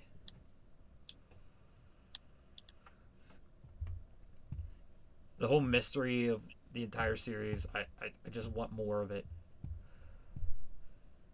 Number 28, we have Dungeon Meshi. How do you feel about this placement, Tony? That's fine. I like it. I love this. I need to get more of the manga. Season 2 is already in the works. With it being over, yeah, I hope it was. If I remember reading correctly, Season 2 will complete the series. Yeah, it's not even 100 chapters. Number 27, we have Cyberpunk Edge Runners. Okay. I tried to find a way to get this higher, but with what's above it, I just couldn't get it higher. Because there's going to be some big hitters coming up next. Number 26, we have Summertime Rendering. Another series that I highly recommend to you guys. I love... It feels like a ReZero copy without being a ReZero copy. What? Summertime Rendering. Okay. And the only thing that really feels like a copy is Subaru's Power, Return by Death. It's not even the same thing though, because I'm pretty sure the guy in Summertime doesn't, almost die for saying it or kill the person when he says it. No, that's why I said it feels like a copy without being a copy, because he can openly talk about it. But the whole thing of him going back to a save point upon death is exactly the same as ReZero. I think Cope started this. What? Summertime Rendering. I believe he did. It's very good. The animation is beautiful. Coming in at number 25, we have Steins Gate. The hell are you, you gross ass old man? Oh my god. This is the replacer. Damn. He's a replacer skin, but he's like ashy and gray. Looks gross. Yeah. Yeah, this is the Black Cell version. How do you feel about this placement, Tony? What you should say was? Steins Gate. That's fine. Number Steins Gate is 25. pretty good. It dropped a fair amount, but there are new ones that I did add in above it. This must be the work of Like- the shit, what does he call it? Above Steins Gate, there's 1, 2, 3, 4, 5, 6, 7, 8. There's 8 new additions to the list above 25. What the hell does he call the people that are after him? Oh, fuck. Oh, fuck. Oh yeah, I don't have anything. Oh, fuck. Why am I blanking? I can't think of it because it's like the organization, maybe. I think it might be the organization.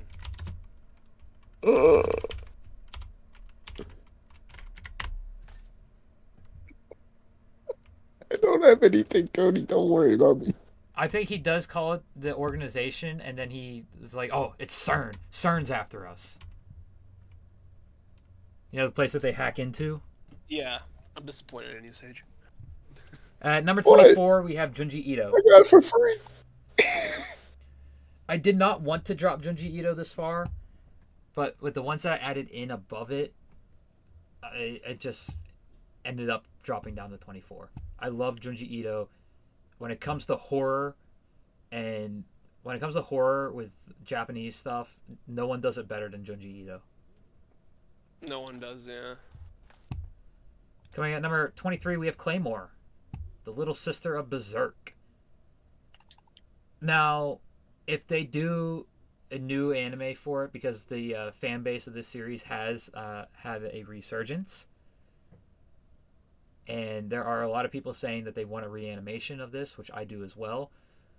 If they get one, it might move higher if they follow the manga properly this time. Them not following the manga and completely cutting out the time skip with all that lore and character development that happens really hurts it on my ranking. At number 22, we have Haikyuu. Now, this is my top ranked sports anime. And I just realized Blue Not that Lock many sports animes. Blue Lock completely fell off the list. Yeah, Blue Lock's not even on there. Imagine why. I mean, the animation is getting better. It's getting back to that season 1 animation in the most recent episodes. Like But Blue Lock's not that The entertaining. start of that really hurts it. Coming in at number 21, we have JJK. Ow, what the fuck? What the hell? This took a massive dive from 7 to 21. Good. Sage, I just took damage for trying to buy a door that I didn't have the points for. Now, Taco knows one reason why that happened, and that is a certain character named Nobara. What? You're underwater. Oh, Right, You Taco? against Nobara? Oh, it's just something that happens with Nobara in the series. That everyone thought Gege wasn't going to do, but he did it. Nah, I No. completely knew Gege was gonna do it. Bro, he is such a troll. But that hurt it, and then the ending itself hurt it. The ending should have made it 100. The ending should have made it number 1. I can't look past. Like, yes, the ending was completely bad, but the stuff that's about to come out. Completely bad? It was one of the worst endings I've ever seen. Yeah, Kuna- I'm not disagreeing with you on that, but Rod Kuna, alright? Listen, he is the best character I've ever seen. He's the best written. the stuff that is about to come out, Mara. the stuff that's about to come out in the calling games and the Zenin clan incident, like, oh my god, the reason why Maki became my favorite character over Toto happens in the Zenin clan incident, and oh my god, y'all are not ready for that. Yeah, I mean, JJK is great, but when the final one's like, I'm not it's my disagreeing with the ending. I'm just saying, like, it dropped a decent amount. But with all the thing is, with all the other stuff that happened as well, I couldn't put it lower. I couldn't put it much lower. Now it could end up becoming lower because of Tensura, Don Machi, Arifreda, like all these other ones that are letting you still know currently right airing now. below it. If you want a good version of JJK, it's kind of like an abridged version. Just watch Hood Kaizen. I have watched it. It's fucking that hilarious. shit is hilarious. Literally, That's what makes it number 1. in Hood Kaizen, Gojo is my favorite character in that. And that says a lot, seeing how much I hate Gojo in the main story. Megami, because he summons Big Rago, the Opstoppa. At number 20, we have JoJo's. Which one? Just all of it as a whole. No, okay. Which is why I think 20 is a very fair placement for it. It is. If I had to break it down individually, Stop. Battle Tendency would be probably my favorite part in all of JoJo's.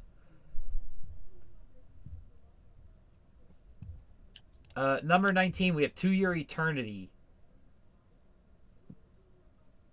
Now, this is a character that will be in whenever we do a trauma episode. Fushi will 100% be in it. Because he's another one. I forgot about Fushi when I was making my trauma list. I would put Fushi at number 3 for trauma. We have the Door Sage. Fushi goes through so much trauma. Not as much as Megami. Coming in at number 18 is another manhwa only. It is The World After the Fall, which is in the same universe as Omniscient Reader Viewpoint, which I haven't read enough yet. But World After the Fall is pretty good. I need to catch back up. I'm like 10 chapters behind. Number 17, we have Sue Ishida's most recent work, Chojin Number X. Or not Chojin Number X, Chojin X. Very good. It's a lot darker than Tokyo Ghoul. Any thoughts on that? I have no clue what Chojin X is like, so... It's very good. We're about to crack the top 16. Ooh, there we go. At number 16, we have Code Geass. It drops 6 spots from number 10. Oh, not that's to be expected. I mean, when there's nothing new coming out other than like reanimations of it and side stories, it's to be expected. Where it's never gonna really rise, but it's only gonna drop, if anything.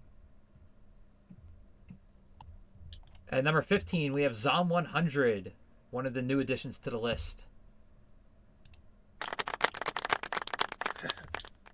So far from Steins Gate to now, the new additions were JoJo's, To Your Eternity, Chojin X, and now Zom 100 were new additions.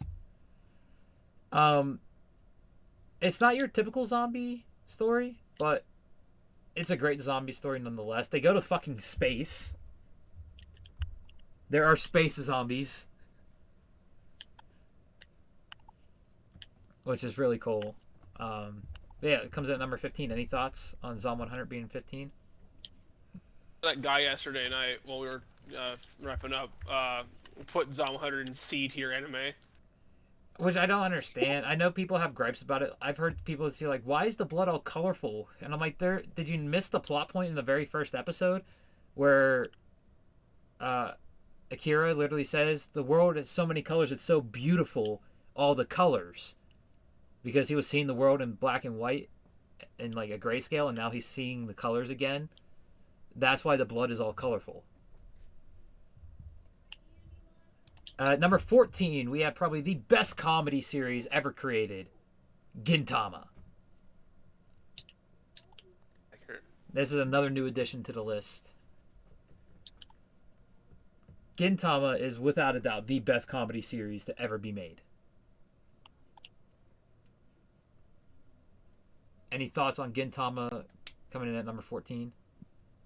Oh, yeah, it's fine. Right where it should be. I feel like Ghost Stories in dub is funnier, but Ghost facts, though. Ghost Stories dub is fucking hilarious, but the shit Gintoki pulls in Gintama is even funnier. The fact that episode 1 is canon, then episode 2 through 74 is all filler. But it's like perfect. Dude. Yeah, but we have a demon cat who calls a little kid a fucking idiot. I think it's really funny. Do you believe in our Lord and Savior Jesus Christ? No, I'm a Jew! Number 13, dropping from number 9, or number, I think it was number 8 last time. The stairs are haunted! We have Fire Force. Now, this one, the main reason it dropped has been the production limbo on season 3. And the fact that there are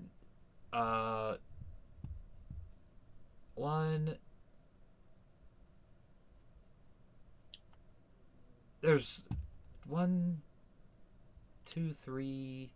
There's 3 more new additions above it. And 2 that I came into knowing after finishing Fire Force. Or 1 that I came into knowing after Fire Force, actually. And finishing. Tony, what's your thoughts on Fire Force being 13? Fine. Fire Force is really good, so... I mean, depending on how they do the rest of the manga, how they adaptate it, it could go higher. I have faith. At number 12, we have Wotakoi, Love is Hard for an Otaku. Really? Dude, I didn't think you'd like it that much. Dude, I believe this is my number 1 romance on my list. It is. This became my favorite romance. The fact that the main characters are basically me and my girlfriend in a nutshell makes it resonate with me so much. Like, I read the first 3 chapters and I was like, I'm already in love with this. In there. What are you doing? I ended up binging the entire manga in 2 days, and I binged the entire anime in 1 day. That's how much I love this. Yeah, the anime wasn't too long, so... The fact that I had to watch the OVAs on YouTube as other people reacted to them kind of sucked. So that's why it's not in the top 10. But this is by far my favorite romance that I've ever consumed. Coming at number 11, this one pisses Taco off, but it's Vagabond. Oh shit! The only reason Vagabond is at number 11 is That actually got because me. Oh my god. of the I amount don't of the feel- story I've consumed. I've only read, like I said a little bit earlier, I've only read the first 3 omnibuses, which is only the first 9 volumes. There are 37 volumes of Vagabond. I've barely scratched the surface of the story. So this has a huge amount of room to move up. But for right now, with the amount I consumed, I cannot see myself putting it higher than what's above it. And you guys are probably going to disagree with some of the stuff that's above it, especially what's coming in at number 10, which is Digimon. Yeah, no. That should be below Pokemon. I am Digimon over Pokemon all day. Even as I was a kid, I was Digimon over Pokemon. I love Digimon, and this is, I believe, my second ranked isekai. It is my second ranked isekai. Tony, you could probably guess what my number 1 ranked isekai is. Yeah, at this Can I point. go to the right and come grab it real quick? But I love Digimon. Call it nostalgia for this one. I don't care. I still actively watch Digimon to this day. Even the newer stuff. The new stuff is good too. I actively play the Digimon games constantly. Like, I have over 600 hours on Cyber Sleuth in Hacker's Memory. I have over 600 hours on that game. That's more hours than I have on Final Fantasy 15, and Final Fantasy is my number 1 game series of all time. I want to switch it to Digimon. No, Digimon will still be my number 3 favorite game series behind Gran Turismo at number 2. Forza's better. It's such a strange combo of games. Final Fantasy, Gran Turismo, Final Digimon. Fantasy, then, yeah, that's like just absurdly weird. Oh, my number 4 would have to be the Tales series, like Tales of Zestera, Tales of Vespera, Chris Tales, Tales of Arise. But coming in at number 9, we have the Final Fantasy mention on here, Final Fantasy Lost Stranger. This is a manga only. I do hope that they make an anime for it at some point. It was a manga that was started for the 35th anniversary of Final Fantasy, and it takes characters and bosses from all the Final Fantasies and puts them into one story. Like in Volume 2, they fight the final boss of Final Fantasy 4, the Frost Dragon. It's he's not the final boss of 4, but he's one of the final bosses. It's such a well put together story, and the fact that the main characters were employees at Square Enix before getting isekai'd into this world that's Final Fantasy like is so cool. Because the main goal of the 2 main characters was to join Square Enix and make their own Final Fantasy game. And they end up both in, one ends up in the accounting department, the other one ends up in the sales department. And then Truck-kun shows up, and they end up being in a Final Fantasy-like world. Like, Sid is in it. Like, you meet Sid in, I believe, Volume 8 or 9. Coming in at number 8, we have Kaiju number 8. Only fitting Kaiju number 8 comes in at number 8. I can't wait for the next season. I can't wait for the next chapter drop.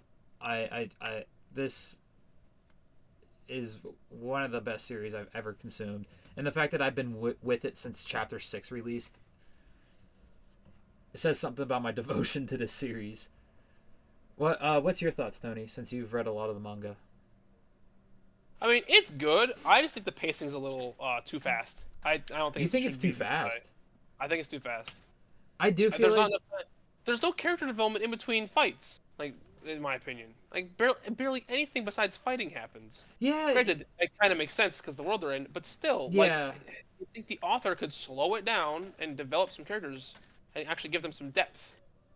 He did that The little the bit. only ones who have depth are him, the main guy. Kafka. Yeah, Kafka. Kiriko. His friend from childhood. Mina. She has depth because of the whole, she being gets close to him. she gets depth from screen time. She gets a little bit of depth from Kafka. In some of the more recent chapters, she's gotten a lot more depth.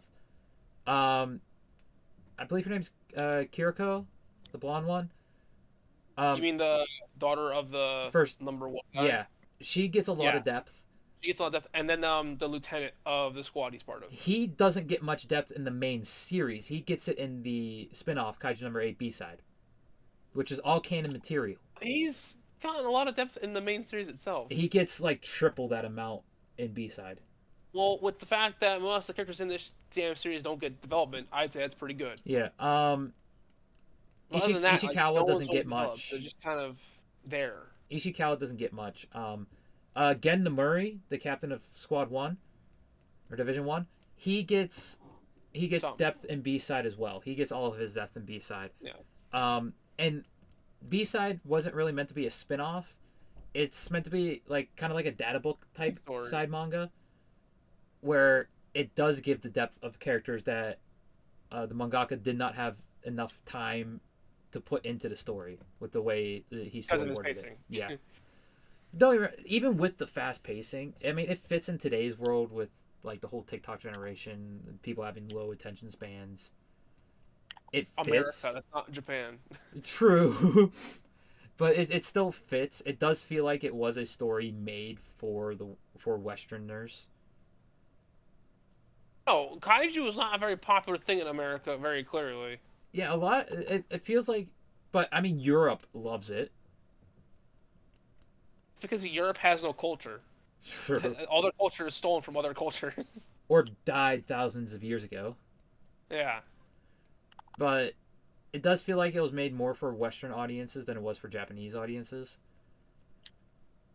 Even though, like you said, the popularity rating is still higher in Japan than it is in America.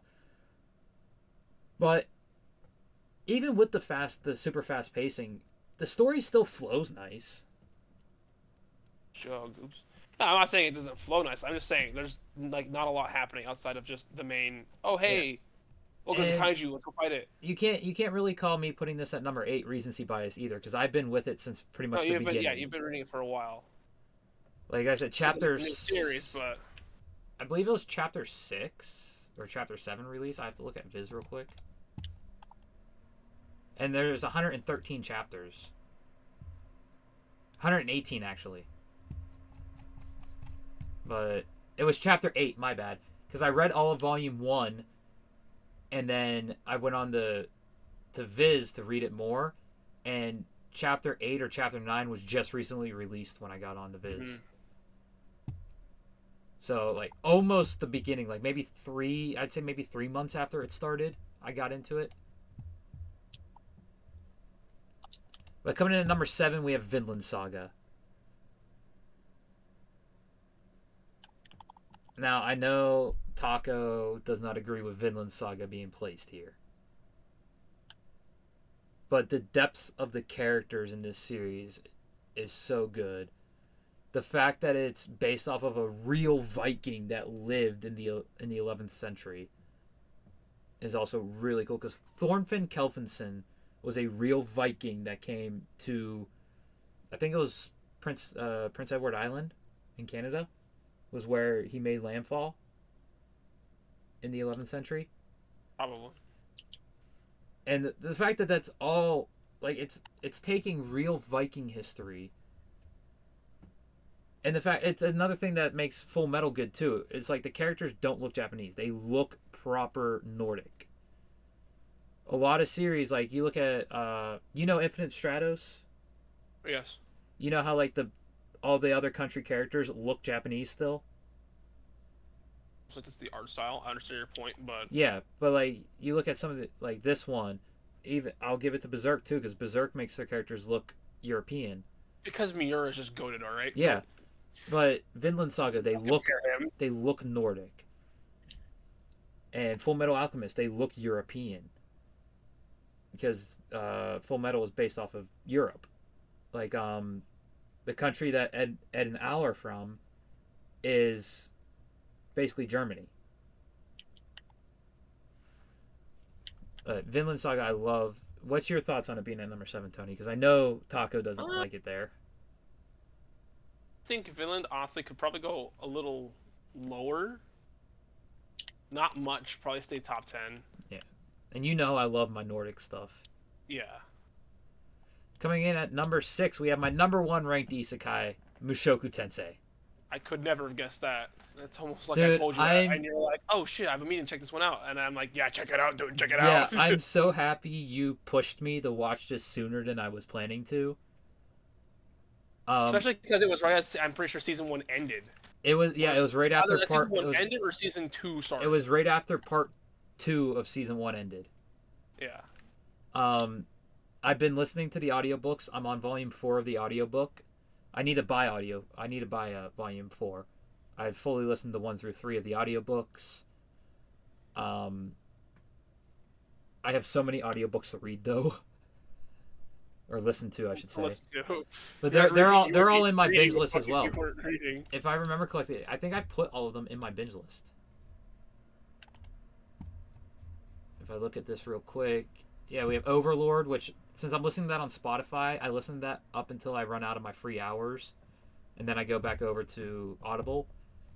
The first volume of Arifreda, the Avatar light novel Story of Kyoshi, Freedom Fire volumes 1 through 6, Full Metal Panic volume 1, Another World of My Smartphone volume 1, Isekai Monster volume 1 through 21, all 21 volumes of that, Isekai Academy, all 12 volumes of that, The Day After Never volumes 1 through 4, Restart Again volume 3, and these are all the ones I own currently.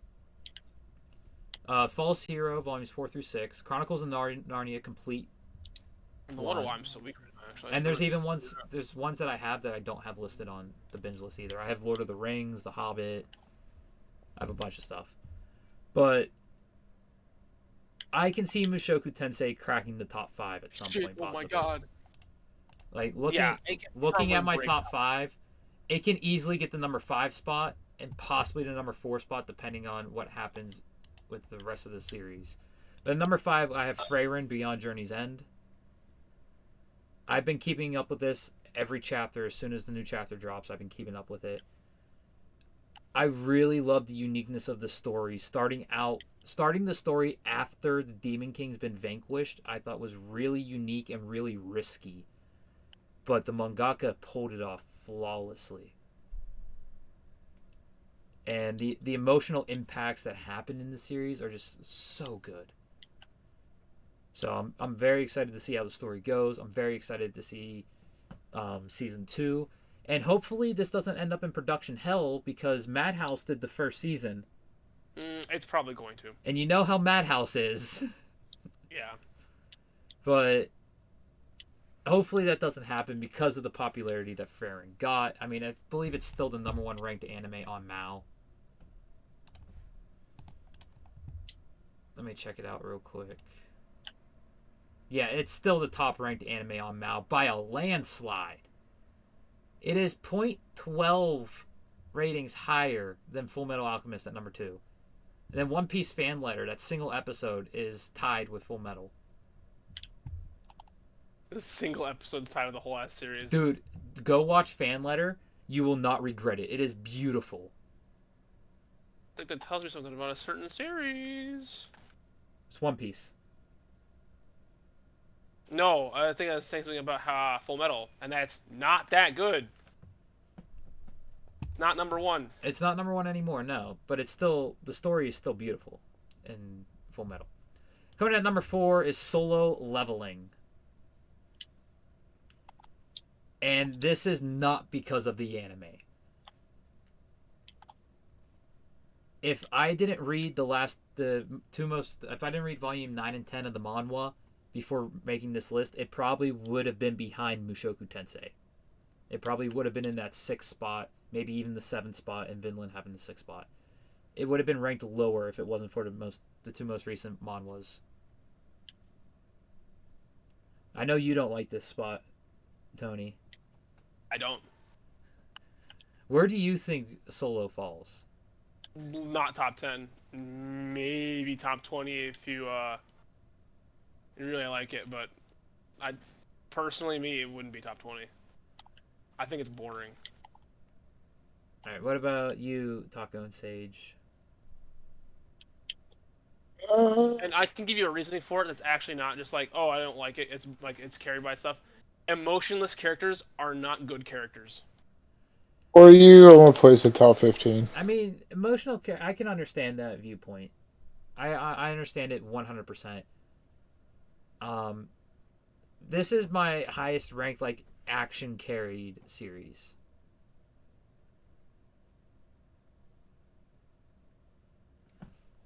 But I think we all know the top three, so I think we can easily speedrun that. We got Bleach at number 3. Yeah, makes sense. Everyone saw that coming. Berserk at number 2. Pretty sure everyone saw that coming as well. Mm. Now, I do have one thing I want to say to you, Tony. Yeah. Depending on how they do the end of the 3rd core of Bleach and the 4th core of Bleach, because it is 4 cores. Mm-hmm. If they do some of the light novel stuff, especially with Shuhei, it might take number. number 2 away from Berserk. That's valid. And especially, Kubo has already confirmed once the Thousand Year Blood War anime is over, the Hell arc is continuing. Mm-hmm. Okay. Which makes me super excited. It sucks because it puts Burn the Witch on hold.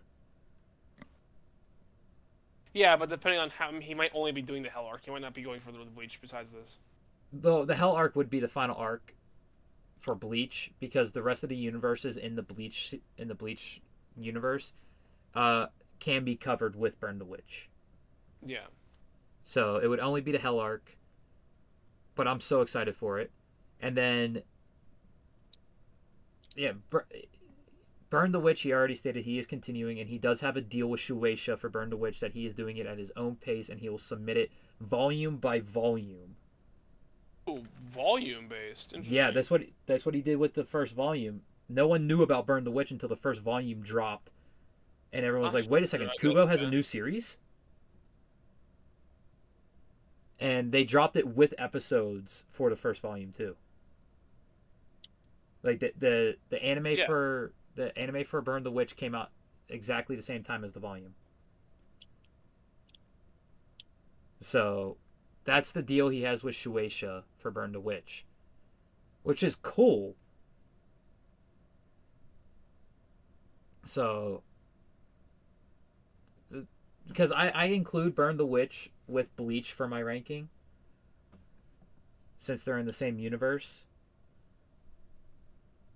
So, like, that and the Hell arc might make it past Berserk, but it also depends on what happens with Berserk. Like, I don't know what happens in Volume 42 yet. And I do. Yeah. Like, I only know Mura's Berserk.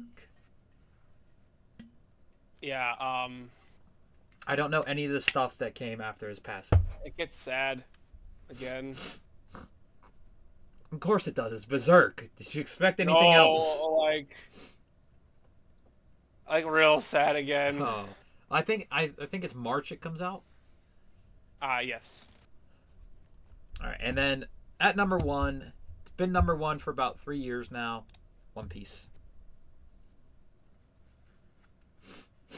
Shocking. Motherfucking One Piece. Speaking of which, since I stated how long this has been number 1, we're coming up on our 2-year anniversary soon. Is it? Yeah. I thought we started more in January. Oh yeah, I guess we did start this January, didn't we? Yeah. But yeah, One Piece is number 1. No shocker there. It's in the final saga. Oda's popping off with every chapter. It's crazy. And I think there is a new chapter that we have to review. Maybe. I'll check. Taka, where are you in Kagurabachi? I haven't read anything, man. There is no new chapter this week. And you haven't read anything, so no new Kagurabachi video either this week. So let me update the weekly schedule to take One Piece off.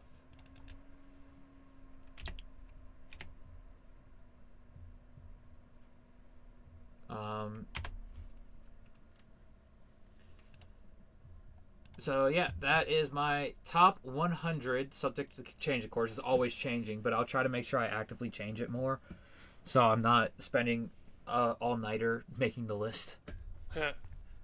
I was up to like 4 a.m. last night doing the list. Oof. And well, yeah, doing the list and making PowerPoint and all that. But yeah, One Piece is number one. Out of 10, rank my top 100 out of 10. Tony, you can go first. And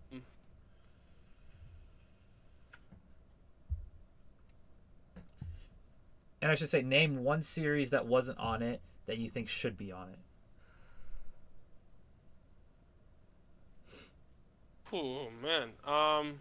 If you don't got anything, I'll move to Sage because I know he has a hold series on. already. I'm thinking. Okay, well, series that should have been on it, One Punch Man.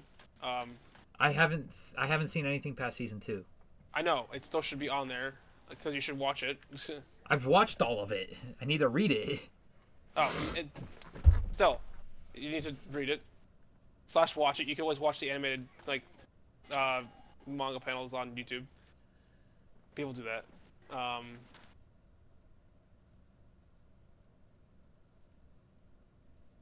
And I'm gonna rate it honestly like a 6 out of 10. 6? Wow. Yeah. What's one anime that you would switch positions? I would switch positions. Yeah, one that you would rank either higher or lower. I would rank Solo lower. Solo, that's the one you're choosing? Yeah. All right, Sage, how about you? Ranking one that should have been on it and one rank change. I'll rank your list. I'll be nice. I'll give you a 6.8. 6.8. You have to take into consideration that I have watched over 1,200 series. Yeah. So if it makes the top 100, that means I'm also putting in consideration there's a lot there that I have or is going to watch or am not going to watch. So true. But 6.8. Oh no, 2 out of 10. No. I'll definitely put either AOT or Full Metal higher. AOT or Full Metal higher. Yeah, and then you already know I would say Naruto deserves to be on there. It would have been number 100 if Taco didn't remind me of Hell's Paradise, and I didn't remember To Your Eternity. Don't go putting the blame on not putting one of the big 3 on your list just because someone else mentioned another anime. With the way the current list is, it falls at 102 is where Naruto falls. Well, it's 101. Fairy Tail. And that's mainly due to the 100-year quest. Well, the fact that it's Fairy Tail anyway, it's okay. It's still one of the quote-unquote big 3. Well, big 4. Because it was number 4 in sales at the time. I know, but I'm just saying, it's like people are like, oh, if this wasn't here, Fairy Tail would be there, even though, it's a different publishing company. Different publishing company, yeah. And Taco. One that should have been on, a rank change, and then rating. Dragon Ball. Dragon Ball? Dragon Ball! See, Dragon Ball, Better than Fairy Tail. With the way my list... Well, Fairy Tail has a lot of lore in it. And the power of friendship. That is why it would be ranked 101. He ain't beating Goku. Goku Versal. Goku Versal. Dude, did you know that off-screen Goku is the strongest being in existence? Swear. He moves at off-screen speeds. All right. Motherfucker travel by map. I think if just quickly going through this mentally, Dragon Ball would probably be about 125. You're diabolical. That Goku off-screen is so strong he off-screens people. He sells the whole list. What is one rank change you would make? And I think I already know which one it is. Attack on Titan. Yeah. To numero uno. And what do you rate the list out of 10? A 3. Jesus Christ. He's taking that Attack on Titan personally, even though this is like top 8%. Like I only say this. I only say that because There's a lot of series that you finish on the lower end, and a lot of series that you haven't finished way above other things. It's also Like true. Hell's Paradise being really, really above AOT. You've always seen the first. I enjoyed Hell's Same to Paradise me. more than AOT. That's why. But still, though. Like, if I look above Kind Hell's of agree Paradise, with above that, Attack on like- Titan, A bunch of unfinished series being above the complete ones. Let's Kind see. of unfair towards those complete ones because they actually have been all fully adapted. yeah, but some of those complete ones do have shitty endings too. Yeah. AOT fixed their ending. You can't say it's a But- shitty ending. Let's you don't know see. how the unfinished one's gonna be. Complete series above AOT. I'll count them. 1, 2, 3, Damn, we stopped at 2. 4, 5. Only 2. I'm Damn, bro, counting. you I'm know, also going to be counting ones that like I'm fully caught up to the most recent chapter too. So Well, that's fine. That technically counts as complete. 3, 4, 5, 6, 7, 8. Shit, I could say a webtoon right now that probably dog waters half 9. the list alone.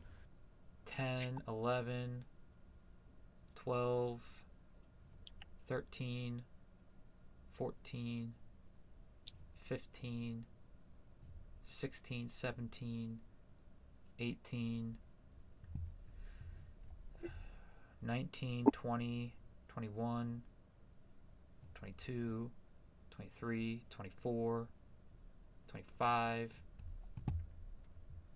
26, 27,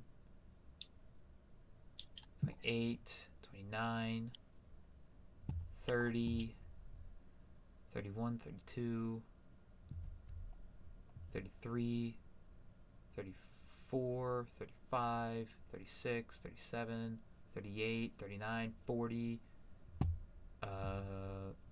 41, 42, 43, 44, 45, 46, 47, 48, 49, 50, 51, 52, 53, 54, 55 are above it that are completed. Damn, out of 100, kind of insane though, if you ask me.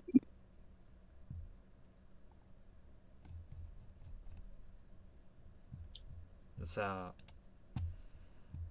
the average ranking. Oh shit! Hold on. Is minus a 5.3 out of 10. About average, which is about what your list was. Damn. I can see that come from you guys because a lot of these series you guys either haven't finished or never started. Or, oh, damn it. Or don't like. Thank you. Yeah, like.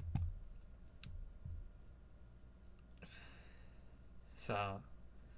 That's my opinion, at least. Yeah, and I mean, this list is my whole opinion. This is how I feel about these animes. And of course, being that. What's. Hold on. Let me get the actual percentage of this. 100 divided by. I'm just going to round it to 1200. This is only 8%. These 100 is only 8% of all the anime I've watched. You've been saying that this entire time. I was making sure my math was right, and I was right. It's 8.3%. So, still being in the top 100 doesn't mean it's a bad. How about a watermelon bet? It's made of watermelon.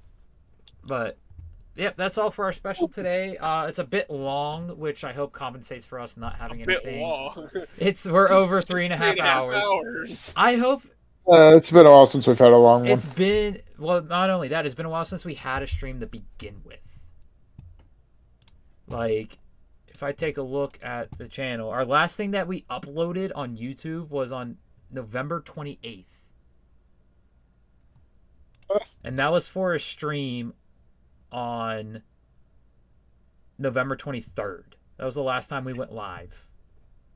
Or no, we went live on the 24th, my bad. The last time we went live was on November 24th. So that's 3 weeks ago. So, the reason why I mentioned to Taco and Sage last night after Cope said he wouldn't be here tonight, and we don't want to do Debate or Destroy without him since it is his #1 series. To do my top 100 was basically my thought process was, I can revamp my list finally, and it's going to be a longer video to make up for us not having anything for a while. Especially with Taco being a little sick last night, so we didn't do that, and then we didn't do Elusive Samurai, and then me and Tony were caught up playing zombies, and we're like, we're just gonna play zombies, no podcast. So we didn't do the wormhole we were planning to do. We utterly failed as well. We didn't do anything last time. We just died 4 or 5 times. So, and it kind of sucks. Kills, man. I mean, now that the semester for college is over for me, I have more time after work to play COD with these guys, so it won't eat up our podcast times. But like, all last week I was taking finals, so it's like after I got home from work at 11:30 at night, I wasn't gonna stay up playing video games when I had finals to study for in the morning. So, but we should be more on a steady schedule, except for next week, because due to my family's work schedules, we're doing our Christmas stuff on the 22nd. So there won't be a podcast on the 22nd. We will have one on the 21st. Sage, you're free for the podcast, right? 21st? Yes. Let me see. Let's see if I have that schedule yet. Oh. Because we will be doing the Elusive Samurai review finally.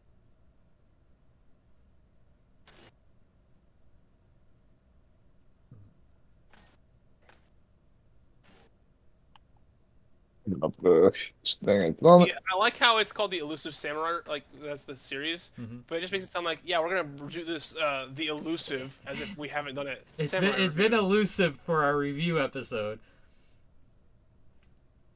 The 28th and 29th we will have podcasts those days. 28th, are we doing the solo leveling one on the 28th, Taco? Probably should. Okay. And then the 29th will be Bleach for Debate or Destroy episode 4. And then we got to figure out... No, I'm not off on the 21st. Okay, so... Or the 22nd, so... Sage... Well, we're not having one on the 22nd. All good. Because... I was just reading the schedule. So it will just be me and Taco for the Elusive Samurai review. We won't have any chapter reviews next week, of course, because... They come out on the 22nd, and I don't know if I'm going to be able to read them on the 22nd. Oh, yeah. But the 28th, we will be doing the solo leveling review for Season 1 of Solo Leveling. A little late because Solo Leveling came out a while ago, but we figured we'd wait until Sage watched it, and we... closer to Season 2 start. Tony, you going to join us for that one? For solo? For Season 1? It's on the 28th is when we're doing it. Depends. I don't know what my schedule is for work that week. Alright. It's not been made yet. Yeah, and then Cope hopefully will be back with us by then. If he is, we'll see about him coming on for the solo leveling review. But he should be definitely back with us by the 29th for Debate or Destroy episode 4. And this week... I will be getting the schedule for Season 4 out and the first nomination and vote. Alright, let's do this shit before it gets too big. Events out. So we will have that coming out soon. Season 4, I believe, is obscure and multiple power users. So I think what I'm going to do is just like alternate episodes. There will be 8 episodes of obscure power users and 8 episodes of multiple power users. And we'll do it like that. Max, we're going to have a new role for nominations. Max characters per series to be nominated is going to be 4. And I think that's fair. What? max characters nominated per series is 4. Oh, yes. I agree with that. So the first 4 nominated from a series. So say someone nominates. So say there's 4 nominations for Naruto or Bleach, because I know Bleach has a lot of obscure powers. That fifth if someone puts in a 5th nomination for that series, it'll just get immediately deleted from the chat. Are we having extra votes carry over season by season, or is it going to reset? I thought we reset them. Reset? I think we should reset them, yeah. Okay. Makes that a little more fair. Okay. So extra votes will reset. Anything else I'm missing that needs to be announced? Do we talk about our sponsorship? I haven't done that this entire almost 4-hour stream. It's right above me right here. Get yourself some Rogue Energy. Did you guys know that we're sponsored? Sponsored by Rogue Energy. Get yourself some Rogue Energy. You need that, either some hydration or some energy, sugar-free, or if you need to fall asleep easier, they got this called Chill, and it's a sleep aid. I might actually use tonight, because my insomnia has been kicking in really bad lately. Where is he? There he is. Get him. Jump his ass. But yeah, I think that's everything then. If you're watching us on Twitch, we have a link in our About section on Twitch for Rogue Energy. It's our discount link. If you don't, just head over to rogueenergy.com, use the code TheMadness5 at checkout for 5% off. If you're watching this on YouTube, just click the link in the description. Also, if you're watching on YouTube, check out all the links in the description and leave a comment of what you would rate the list, an anime that you feel should be on the list, and if there's an anime that you would change the ranking of, and where you would rank it compared to all the other ones. Other than that, I think that's everything. You guys got anything else you want to say? Adios. See you in the next one. My final words. Final words. Taco? Oh, I have something. Watch Attack on Titan. Do it. Yeah. Yeah. For the Vine. Super Vine. One time for the one time. Cody's here. Alright, Taco. Huh. You got one last thing to say. Oh, stay home, we'll get rumbled. Shit. We gotta change the catchphrase. You. I didn't end it She's yet, new you guys are face. still freaking talking. You said about changing the catchphrase? Yes. She's a new catchphrase. I mean, yeah, we have to go in and remake our logo and break screen because it has the catchphrase on it. True. Maybe we shouldn't. I don't know. I don't even remember what website I used to make our logo. Yeah, if anyone knows anyone that's good with graphic design that can make a logo for us with the new catchphrase.